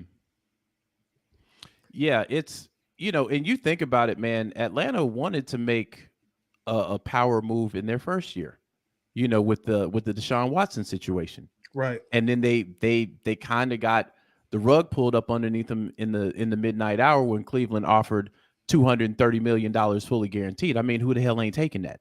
So the very next year, I felt like they had to kind of come out and say, hey, listen, we're not going after Lamar, because of that fear of if you do go after him and you miss out on him too, that's 2 straight years you missed out on a quarterback that you tried to aggressively go after. And then at that time, your boy Arthur Smith was already on that Ritter bandwagon. I think I can win with him. So the organization trusted Arthur Smith's decision with, having Ritter out there. The biggest problem with Ritter was he wasn't ready to play, and you gave him no competition. None. He was the guy. No competition as a rookie. What the hell are we doing here? Right. You gave him the job before I think camp started. Yeah, you see what they're doing now. They're doing the complete opposite. Right. they got an established quarterback there, and they like, yeah, we see your numbers. We drafting this kid anyway. Right. So they're doing things a little differently because what they did in the last 2 years did not work for them. And to me, I want to win games, and I want to win games now. Right. They did everything that they could to have us win games. People talking about the defense, this, that, and the other. Man, what are y'all going to do? Y'all don't have a pass rusher. We had over 40 sacks last year with no pass rush. None. 40 plus. 42. And then when Grady Jarrett went down and we picked up Kentavious Street, we didn't miss a beat. Add to the fact we still got Jesse Bates. We still got that back end. Our defense is pretty solid as is, and then they picked up more defensive pieces. So I'm like, what more do y'all want? I'm of the mind, Tidy. Jesus Christ could have been sitting there at 8. Ain't never lost a game in Pee Wee. Ain't never lost a game in high school. Ain't never lost a game in college. And he's sitting there at 8, and people be like, nah, man, we just paid Kirk Cousins $140 million, man. Why y'all going to get Jesus Christ, man? I don't care if he can turn water into wine, man. We can't start him right now. People ain't gonna be satisfied. You're right. Man. Hey, as Falcons fans, man, we just ain't gonna be satisfied until we start back winning. If you don't mind, Mark, I want to go in reverse because I forgot to hit on the topic you mentioned. You mentioned Justin Fields. What I was gonna say is I remember the live stream that you, me, and Uncle Steve did on that draft 2021, and I was a big cheerleader of Fields going into the draft. I thought he'd have been a perfect draft pick. Yeah. Young, athletic quarterback, big old arm from the area. But I must say, now in hindsight is always 2020. I'm glad we didn't get Fields. I'm glad we did not trade for Fields because honestly, man, if Arthur Smith was still here, if he never lost his job, I would have been like, okay, yeah, go get Justin Fields because he kind of fits the scheme. Mm-hmm. But once we got Zach Robinson here and he started talking about the kind of quarterback he needs to run his system, when he gave that interview and he gave that very detailed description, I was like, man, that's the total opposite of Fields, and then I felt like, Mark, like you got Kyle Pitts here. And if you watched enough Falcons games, you could see the body language. That was a frustrated young guy out there dealing with Mario and then dealing with Ritter. Drake London is a dog if you can get a quarterback to get him the ball. And even a guy like Bijan. Bijan got enough targets where you could consider him a pass catcher. Mm-hmm. I wanted a quarterback who's just going to sit there and deliver their rock and get these young pass catchers the ball. And the same with now the Lamar thing is totally different because I think Lamar's head and shoulders a better player than Fields. But I'm kind of coming back on my Lamar Jackson bandwagon to say I'm kind of glad we didn't get him either because you'd had to give up all these draft picks and we wouldn't be where we are right now. So I'm kind of glad they held their cards to their chest and let their plan play out. Yeah, it's Justin Fields is an interesting case because out in Pittsburgh, there might be a chance he gets a chance to play this year. We'll see how far. I don't think Russell Wilson fell off a cliff. It's sometimes you get a player and you put him in a bad position, and they just look bad. I think Justin Fields again, they did him a disservice by going to Chicago. He had nothing there. They started offloading their talent when he got there. Then he got banged up. So I root for the kid because again, I don't like these guys, getting a chance to play and they're in a bad situation and then they get judged for the bad situation that they were put in. That's just like Zach Wilson. Now we'll see what happens in Denver, but that kid had no shot playing for the Jets. None. And it's like, okay, he's a bust. Well, damn it. there's 10 more guys on the field. That offensive line was absolute ass. And that was proven by when Aaron Rodgers got in there. This man got hurt on the 4th play. He was running for his life on the first 2. Right. So it's like, so are we calling Aaron Rodgers trash now? This was the same Swiss cheese line that Zach Wilson was playing behind, but it's the quarterback's fault. So again, I don't think Justin Fields fits us here, especially when you add to the fact if you traded for him, you're giving up trade capital, and you got to pay this kid. Right. So with Kirk Cousins, you didn't have to put in any draft capital. You just had to pay him. And it's front loaded. The contract is front loaded. So what you're wanting him for, you're going to get him when it's time to offload or you feel like you got to move away from him. He's not going to dent your pockets. We learned that from Matt Ryan. You know, when we got off of Matt Ryan, that cap hit was like $42 million in dead cap, bro. So, I mean, do y'all want that again? But I'm going to tell you how little this money matters to these guys anymore. Denver offloads Russell Wilson, and it's like $82 million. Yeah, they don't care about this anymore. So when you're seeing these big numbers, don't get hypnotized by the fact that these owners give a damn about this money, because if they got to move on from a player now, they're letting you know they'll just cut you. If they can't get a trade partner, they'll just let you go, bro. They will take the dead cap hit.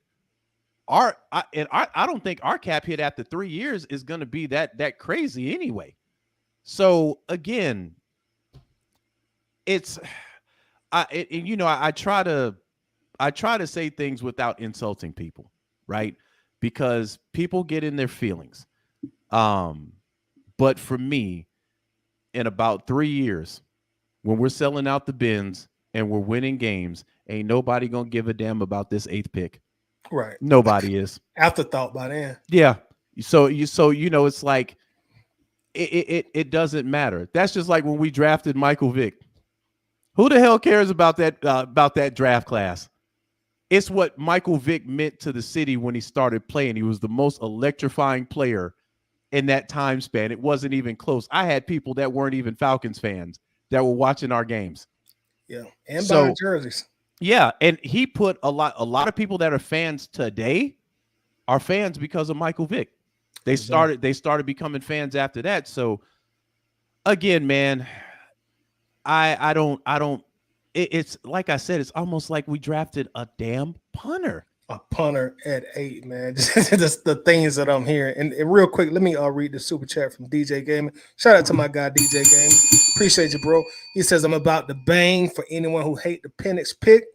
Explain to me how we're going to get a QB after Cousins and how long is Cousins lasting.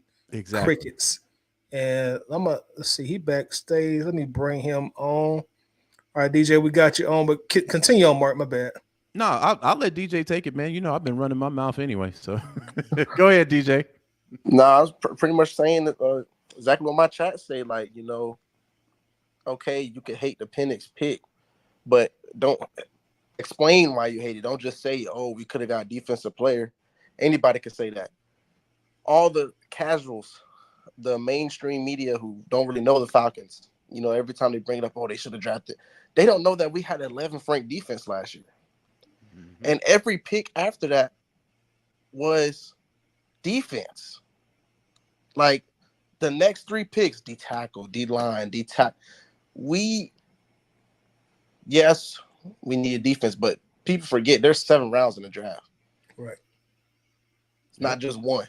How will we know if Dallas Turner would have been elite? Granted, he still can be, or Latu, but the main position you need to win games is a QB. Let's be realistic here. Cousins is 36, coming off of Achilles injury. He's going to win us 13 games, like Mark said, but that's only going to last like 2 years. Right. And let me point out another thing real quick, DJ. People forget where Grady Jarrett was drafted. 5th round, wasn't it? Mm-hmm. It was a 3rd, right? Nah, he was 5th. Yeah, I think his he got drafted. It was late in the day. I think he was like I think it was 5th round for sure. Yeah. But he wasn't at the top of the line. And you can argue, you know, Grady Jarrett is our centerpiece on defense and has been for a while. You know, so again, like you said, it's not a guarantee, you know, one of these top flight defensive ends comes in and they're just world beaters. They could actually come in and, you know, I don't wish this on anybody. They come in and get hurt. Then what? You know what I mean? So anything can happen in this game, man. So yeah, I agree with you on that. Yeah, it's like, you know, and I'm seeing people right now never take an injury prone QB. The thing is, you know how many quarterbacks were injury prone in college, and when they went to the NFL, changed their game completely? Right. Mm-hmm. Like, why injury shouldn't be the first thing in your mind when you're thinking about a draft pick. Now it's something you could think about later on, like, okay, he did get Bijan came off an injury. Mm-hmm. Like, people freak, like, we like it's okay, he's injury prone, but look what he did last year.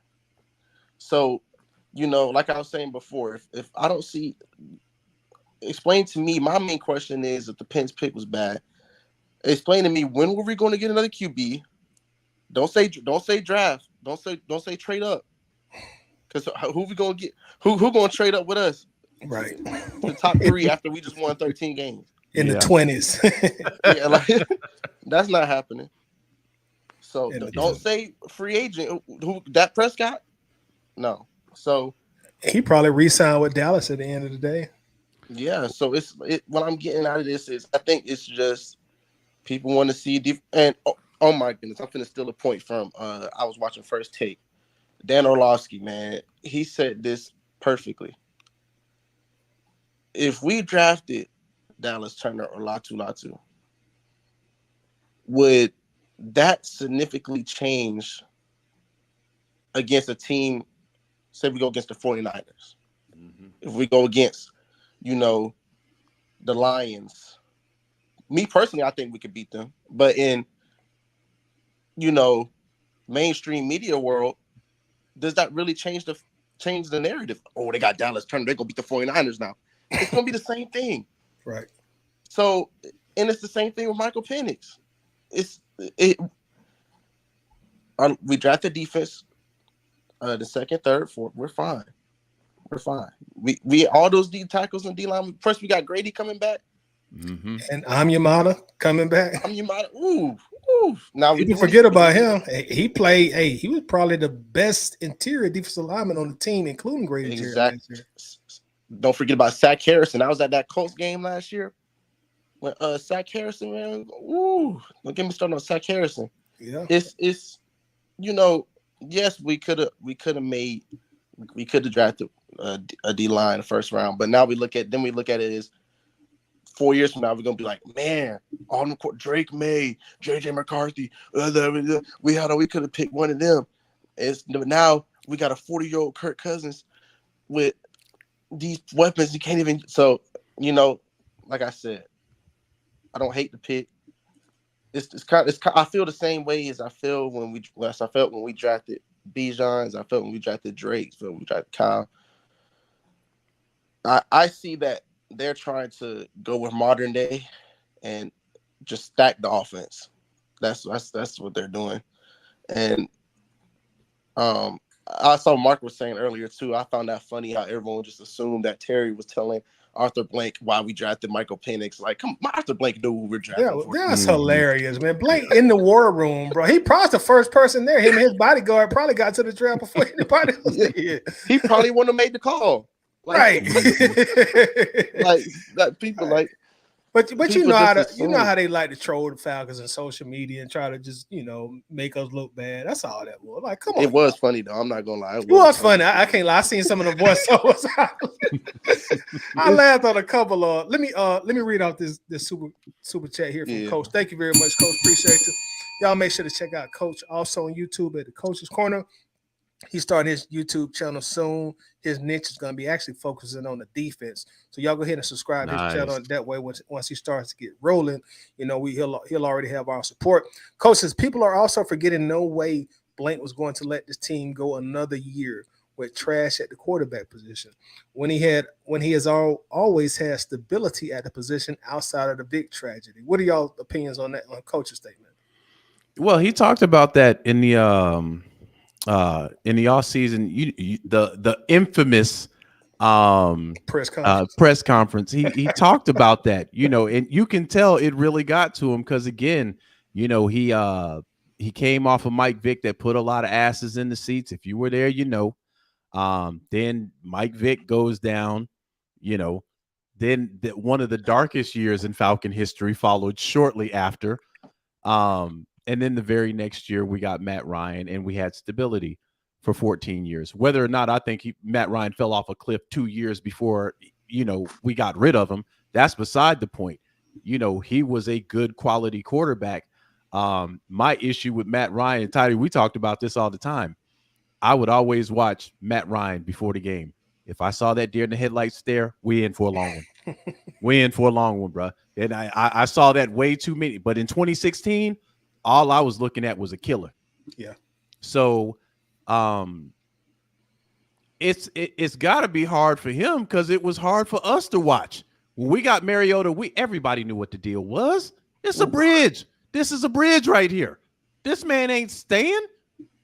And honestly, man, if I'm going to be real, 2020 hindsight, Arthur Smith should have got fired that year. Because that Thursday night game, y'all know that throw I'm talking about. The Panthers. That throw, he should have got benched right after that, bro. Because I'm like, I haven't seen anything that bad since the butt fumble. Somebody down there somewhere. Yeah, it's like fuck it. I'm heaving this joker. Man, it's like, bro, come on, man. And I'm looking at Arthur Smith, and I'm like, bro, I know you see this. And then Arthur said, nah, you know what, Mariota, we're gonna put in Desmond Ritter. Desmond Ritter comes in. We give Desmond Ritter that 4 game win runway. Well, we ain't blaming him for nothing. 2020's hindsight. He did throw a pick in the end zone. That there was a flag on the play, but he threw that pick, and we got the ball back. There was a lot of tell signs from Desmond Ritter in that 4 games we just brushed over because we gave him a pass. Then the very next year, man, last year, fam, I'm gonna be raw with y'all. That was one of the longest years I've had as a Falcon fan, bro. It just seemed like the end of the season couldn't get here fast enough. This is the crazy part about it. We were still in it in the last game of the season, bro. Yeah. With how bad that guy was, we still had an opportunity in the last game of the season. So I'm like, I know Arthur Blank was probably looking from that skybox saying every Sunday, this guy is some cheeks. In the off season, I don't give a damn what y'all got to do. If I got to spend a bag, I'm going to spend a bag. Y'all better bring me a quarterback here. He probably gave Terry the mandate. Listen, I'm going to fire Arthur Smith. You still here. I'm going to give you a bag. Don't go blow this in Magic City. You go get me a quarterback. You go get me a QB, or it's your ass next season. And Terry says, say less. Terry went and got Kirk Cousins. Terry got Michael Penix. For anybody thinking that Arthur Blank did not know this was happening, bro, he was the one campaigning it. Right. And Mark, I want to ask you this real quick because you just said something key that I've actually talked about myself. You just mentioned, and I know you were making light of it, but I think there were a lot of undertone of seriousness in what you just said. When you said Blank said, or Terry is your ass next year, I don't think everybody realizes that Terry Fontenot is in a position as the general manager where he has to do what he has to do to win. Mm-hmm. So if that means I got to spend $100 million guarantee to get this quarterback who I know can win at least 11 games with the roster I have in front of on paper now, I really want you and also you too, DJ Gaming. Can y'all talk into that from? Do sometimes we have a problem getting out of fan mode and looking at things from a GM's perspective, a guy that's making roster moves based on his livelihood and his family's livelihood? Yes, most definitely. I think that this Kirk move was saving his job. It was a move you couldn't go wrong. It was a move you needed to do because, and I seen a comment earlier, not on it was on a different video. It said, "Well, if y'all gonna draft Penix, why didn't y'all get Gardner Minshew instead? Why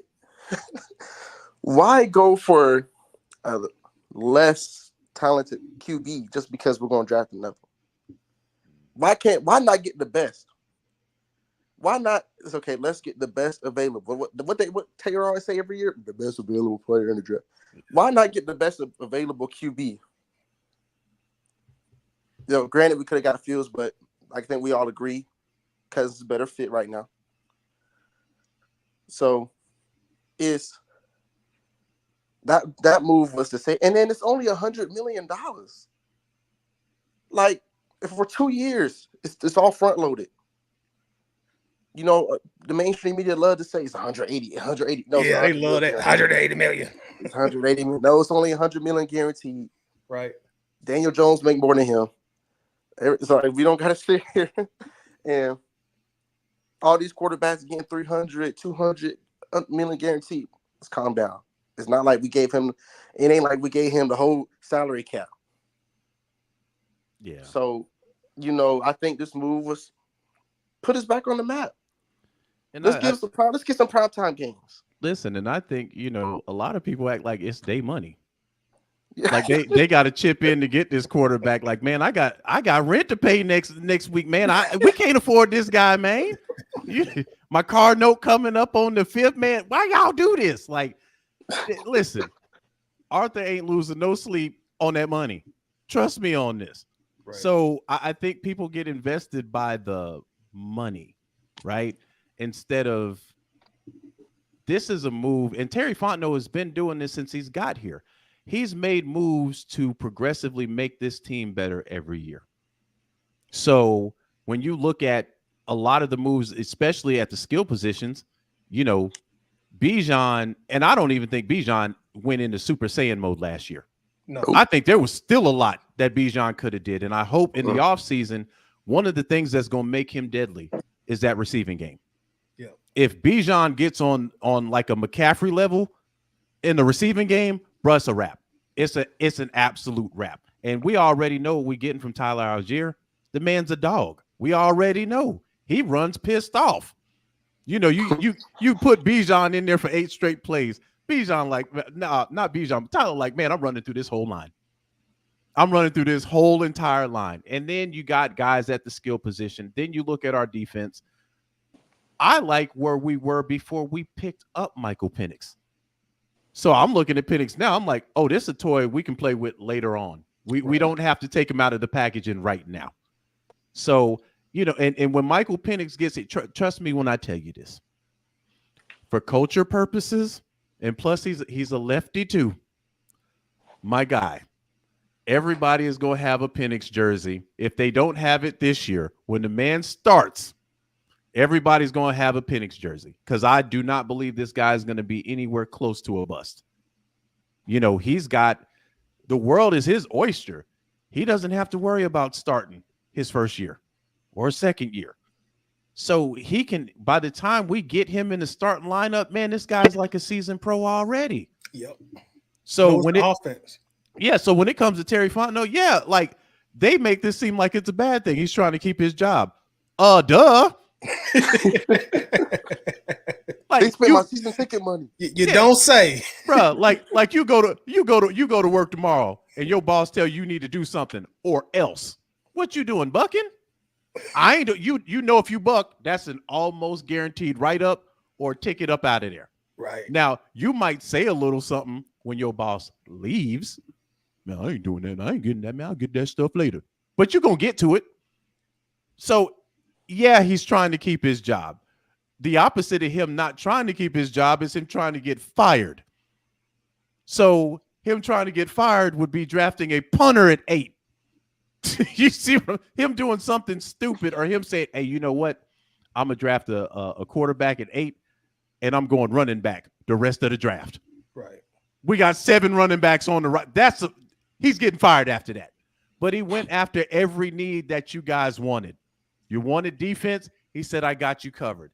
We need a quarterback? He said, I got y'all covered on that end too. So now your quarterback depth is taken care of. Your running back depth is taken care of. The man went and got you not 1, but 2 wide receivers in the offseason. You still got Drake London. You still got Kyle Pitt. Like, what? I'm like, man, dude, I'm like DMX at this point. What y'all really want? Where they want from what y'all really want, man? Like, you know, it's you're not satisfied. And I'm like, I'll see y'all at training camp. Right. Because when we start winning, that's when everything changes. Ty, do you remember back in 2016? Beautiful sight. When we lost to Kansas City. Then we went on a bye. We lost to Kansas City by a point. I was in the group. I said, we running the table. Right. And Cass was like, you out your damn mind. We ain't run the table. And we ran the table. When we were in the playoffs, bro, from the TV, you can tell how loud the stadium was. You can tell. I mean, it was sold out. You got to win games to get that. Right now, Atlanta ain't been to the playoffs in 7 years. And to be honest, and I'm going to be real right now, with the way Atlanta's played the last 3 years, we don't deserve to have Mercedes-Benz Stadium stacked to the rafters. That's true. We don't. Now, when you start winning, I guarantee you won't be able to scalp tickets there. Whole place will be packed. But you gotta put a quality product on the damn field. When we're sitting there watching a quarterback throw directly to a Carolina Panther and it cost us the game, bro, I'm telling you, we're having games where literally people have to turn off the TV so they don't break it. people have to get up and go for a walk after a game so they don't go crazy. They've retired from being alcoholics at this point because they got to work Monday. So Falcons ain't even driving people to drink. They're driving people to be sober now because they know if they hit that bottle, they're going to get drunk. So again, man, I just don't know. I don't know. I don't know what they want now. If you want a winning product, they're putting a winning product together. So just give this thing time to gel. I'm predicting 13 games, so I'm already out there. I'm already out there with the shits. So we win 13 games, y'all come holler at your boy because that means we're going to the playoffs. And I feel like if we get to the playoffs, anything can happen. You saw what happened with Green Bay. Right. Green Bay got to the and took care of business thoroughly. Big underdog. A drive away. Yeah. So and honestly, they should have beat that other team too. They should have beat that other team too, bro. So I'm like, we get there. We got a veteran quarterback who has everything to prove, everything, and you got young, talented pieces. I think Kyle Pitts is gonna go off. I think Bijan is gonna go nuclear next year because you can't put 8 in the box no more. That's what they did with Desmond Ritter. They said, listen, we're gonna put 8 in. Dez got to beat us with his arm. And what Dez do to everybody that wasn't a Falcon. Right. Or fumble. Yeah. One of the two. Fumble. One of the In the two. end zone. Yeah. So, and I don't think I've seen that in a minute. A guy is in the end zone and coughs it up. Like, that's almost as bad as Todd Gurley trying not to get in the end zone and scoring. That was some of the most Falcons, shit I've seen in a minute. Todd Gurley did it on purpose. I refuse to believe that was on accident. Yeah. But yeah, man, I'll see y'all boys at training camp, man. Listen, you have a right as a Falcon fan to not like this pick. I get it. I understand it. But like we always say, this is about logo business. The decision has been made. So let's go ahead, put on our jerseys, strap up our cleats, and let's get to it.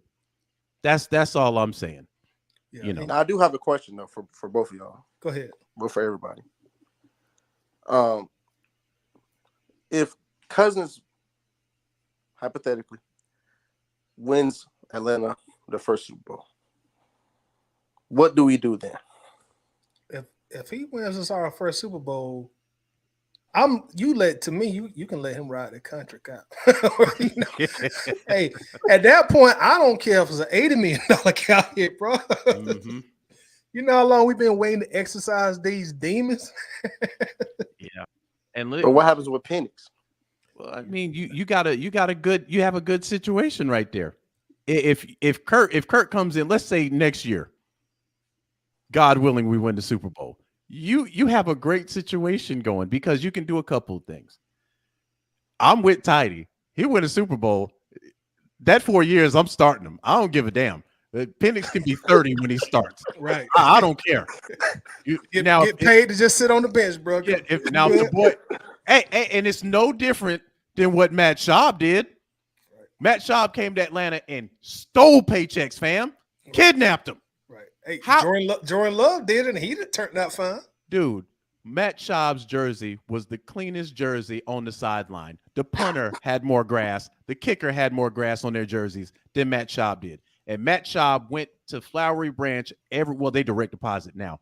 But he looked at his bank account, head up high, chest out, like he did something for that money. So I don't care if Michael Penix sits there until he's 58. If Kirk goes back to back, bro, I'll put him in the Hall of Fame. Right. vote for him for governor. hey, he's immediately in the Falcon Ring of Honor. Immediately. Right. You know, so no matter how you cut it, if that happened, we're in a good situation. Because again, this town and this state has been dying for a ring. When the Braves won, it was good, but it just seemed like it wasn't good enough. Because we're looking at them win, and we're looking at the Falcons like, y'all taking notes over here? When United did their thing, we're looking at the Falcons like, y'all really gonna let them come in? And I mean, they just learning how to walk. They just learned how to walk, bro. Y'all been here how long? When the Falcons, and Tidy, we've said this, it's going to hit different. Falcons win a bowl, bro, it's going to be like Freaknik down there. It's going to be wild down there, bro. You know, because we've been craving this. So, again, if Kirk, I'm with Tidy. 4 years. And I might get greedy. If he goes back to back, I'm extending him. That man gonna retire. Right. He gonna retire, Falcon. Hey, biggest contract in NFL history. Y'all thought Deshaun got some money. Watch this. Watch this. Yeah, Kirk, hey, with this team now, the way the NFC looking, you never know once we get in there. You never know. And that's the thing, DJ. It's like, just get in the tournament, man. Once you're there, anything can happen. You know, once you get there, you know, anything can happen. Because once you're in the tournament, you're only two to three games from the Super Bowl. Yeah. So anything can happen. In 2017, the year after the Super Bowl, no one expected us to beat the Rams. They, and then we was one game. We was a playoff from beating Nick Foles and the Eagles. Right. Super Bowl winners, by the way. Yeah, we should have really won that game. That was a tough loss right there. Yeah. After we lost that game, I knew the brotherhood was dead, and it was time to tear that team down and start over. Yeah, when we beat the Rams that year, I think they had the number 1 rated offense. But they were still young though, and we still had a lot of veteran players. Julio was still playing out of his mind. Matt was still, competitive as far as the quarterback goes. And remember, we're the reason why the Rams are what they are now, because we beat the Rams so bad in 2016. I remember Jeff Fisher just got a contract extension. We beat them so bad they fired him that following Monday, fam. Fired him right after the game. And they changed that. We changed their whole trajectory. So they need to thank us for that Super Bowl. Right. Because had we not beat them down the way that we beat them down, Jeff Fisher probably would have been their coach for the foreseeable future. But yeah, like, hey man, I'm happy. I'm always optimistic about this team, man. Until proven otherwise. I was optimistic about Desmond Ritter until I found out the boy was a whole BBL out there as a quarterback. And I found that out early. People were talking about give him a chance. I'm like, dude, this guy's staring. Not only is he staring down receivers, he's staring them down. He's like, fuck it, and letting it rip anyway. Well, I do have another question too. Go ahead, bro.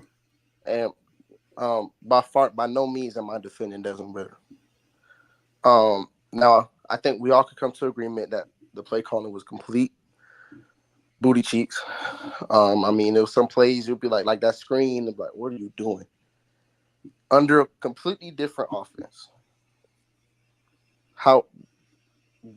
is Desmond Ritter at least average?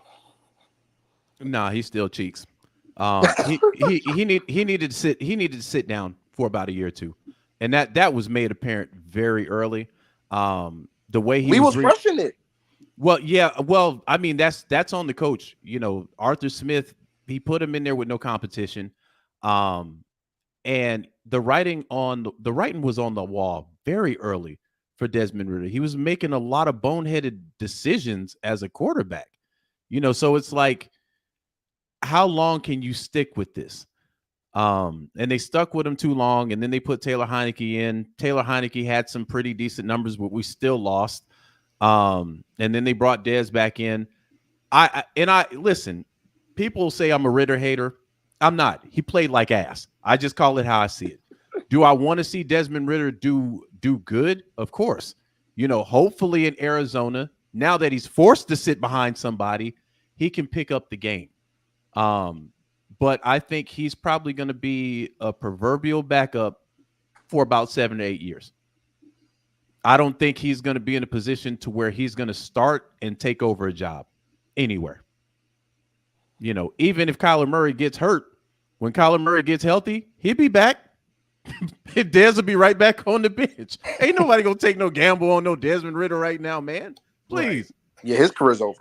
His career is I'm sorry, it's over. I won't say it's necessarily over, because I think if you keep your head, you keep your nose clean, your head above the water, I think he can survive, bouncing from team to team just as a solid backup.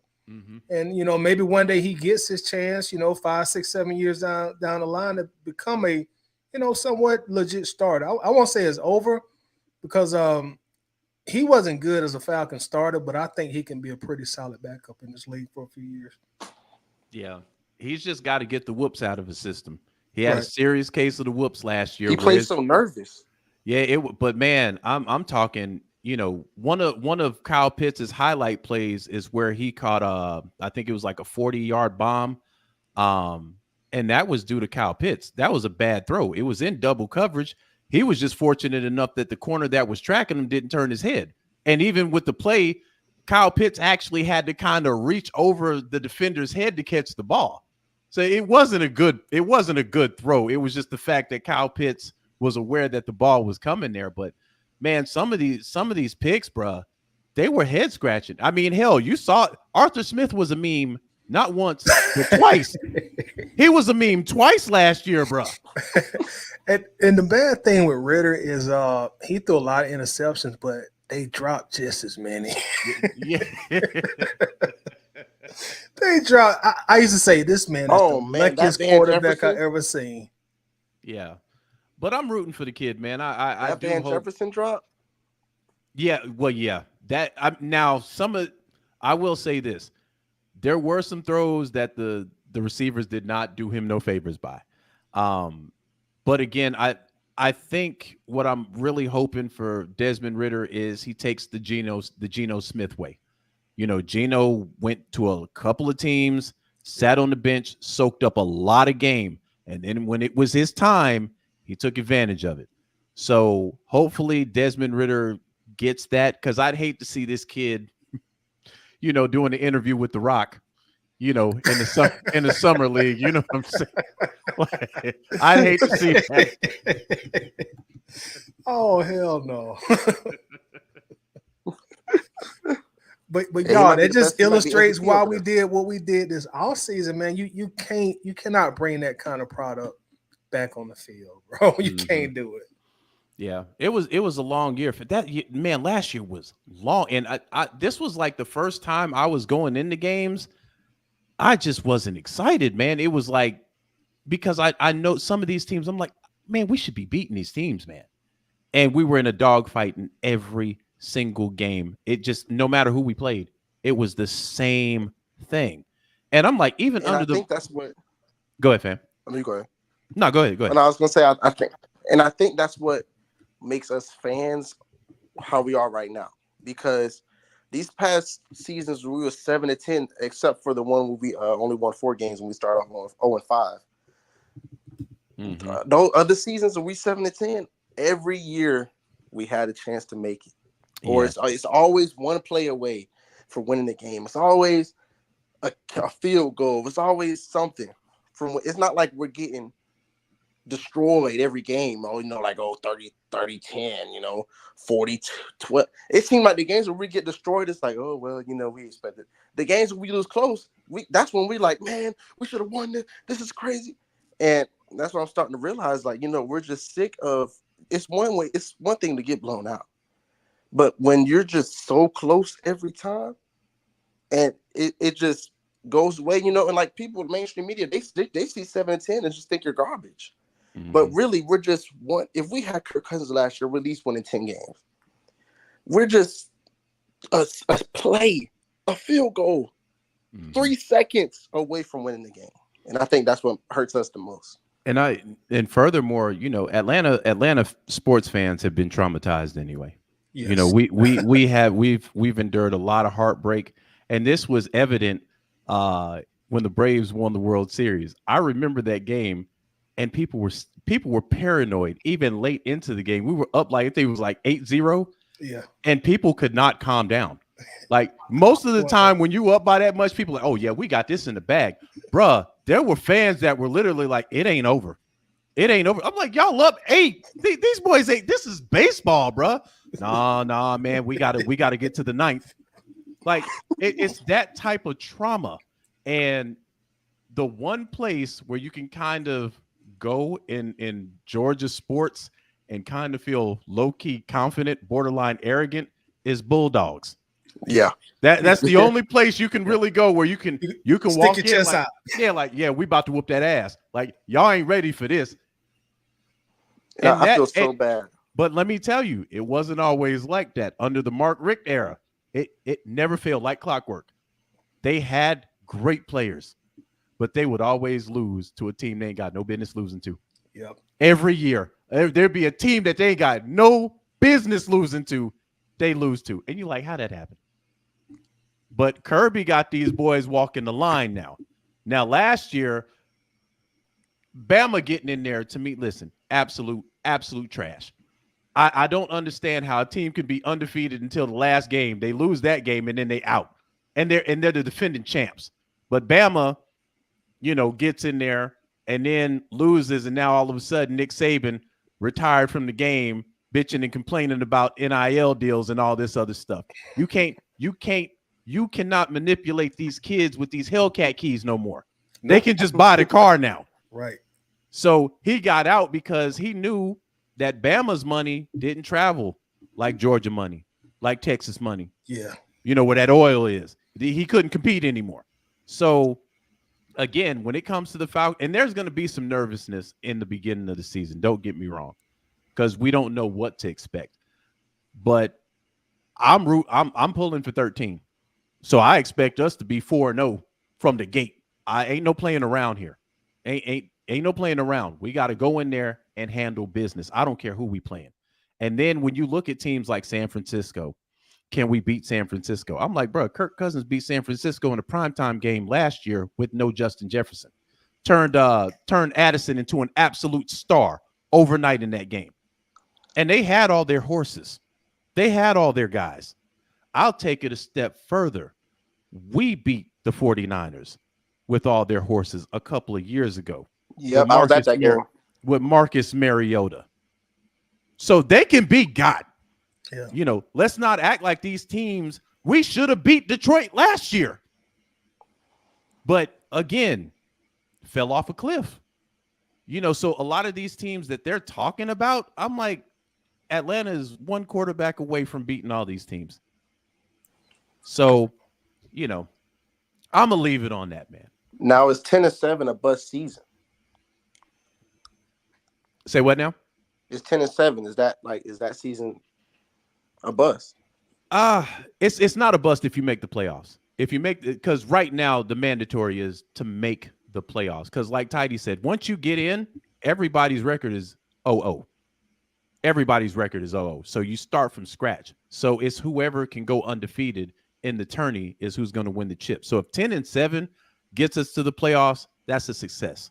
But I think the baseline is 10 wins. Yeah. I think that's where Vegas has us at right now, about 10-win season. Yeah. So 13 to me is just the fact that I think that we've underachieved for so long and we still don't know Drake London's potential. We don't honestly know what Kyle Pitts' potential is.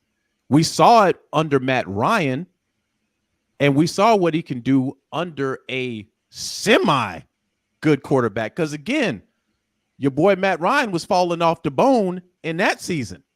And this man was he was on the Pro Bowl. He was on the all-rookie team.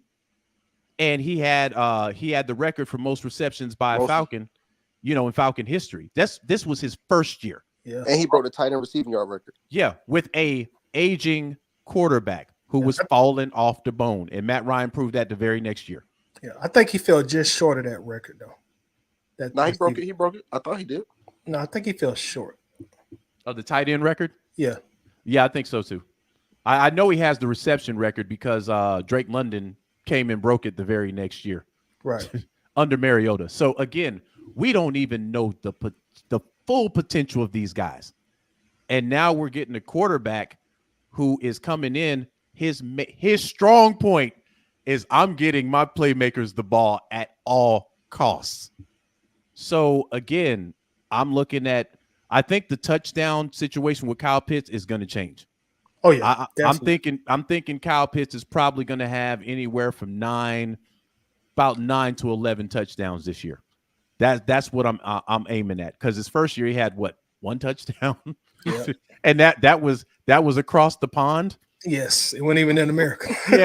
yeah. So I think Kirk is going to come in here knowing good and damn well he got to get this guy the ball in the end zone. I think Bijan's probably going to be either the number one rushing leader, or he's going to be in the top 3. Now you still got that boy out there, Christian McCaffrey. I think if he doesn't get number 1, he's going to be in the top 3 as far as rushing. I think Tyler Algier is probably going to get somewhere around 800, 850 yards for the season. I think Tyler might have more rushing touchdowns than Bijan, but I think where Bijan's probably going to get him is the receiving touchdowns. But yeah, I'm stoked for this season, fam. Yeah. And anybody that feels a certain way about Michael Penix, hey, I get it. I see y'all at training camp, man. Yes, indeed. And on that note, fellas, I guess we'll go ahead and wrap this up. Before we get out of here, though, DJ, you want to promote your social media or anything? Yeah, y'all follow me on Instagram, King DJ. I'm gonna run me a little something on YouTube. This channel ain't really nothing yet, but I'm gonna start me something. I'll let you know, Ty. All right, we'll be looking forward to it, bro. And on the mark, let everybody know where they can find you on YouTube, and also let them know about your most recent video as well, if you don't mind. Yeah, man, you can find me on the mark on YouTube, on the mark, just like it is. And I'm doing a Falcons yearbook series, man, where I'm gonna touch on not every single player on the roster, but the more prominent ones. They're real short videos, man. They're like 10 minutes. So y'all go check that out. I just did one on Kyle Pitts. Yeah, man, Tidy, I appreciate you allowing me to come on here. I'm long-winded, fam. But anytime, bro. That's how much I love this team, fam. So I tell people I'm a Falcon fan 24/7, 365, 10 toes down, 2 legs deep. It's all about this team. So again, if you are for the red and black, man, and you about logo business, you okay with me. And I do want to thank you for coming on the mark, DJ Game, and I want to thank you, and we all want to thank everybody in the chat, and we will see y'all sooner than later. Peace. Yes, sir. Thank you, Ty. Thank y'all. Y'all be good, fellas.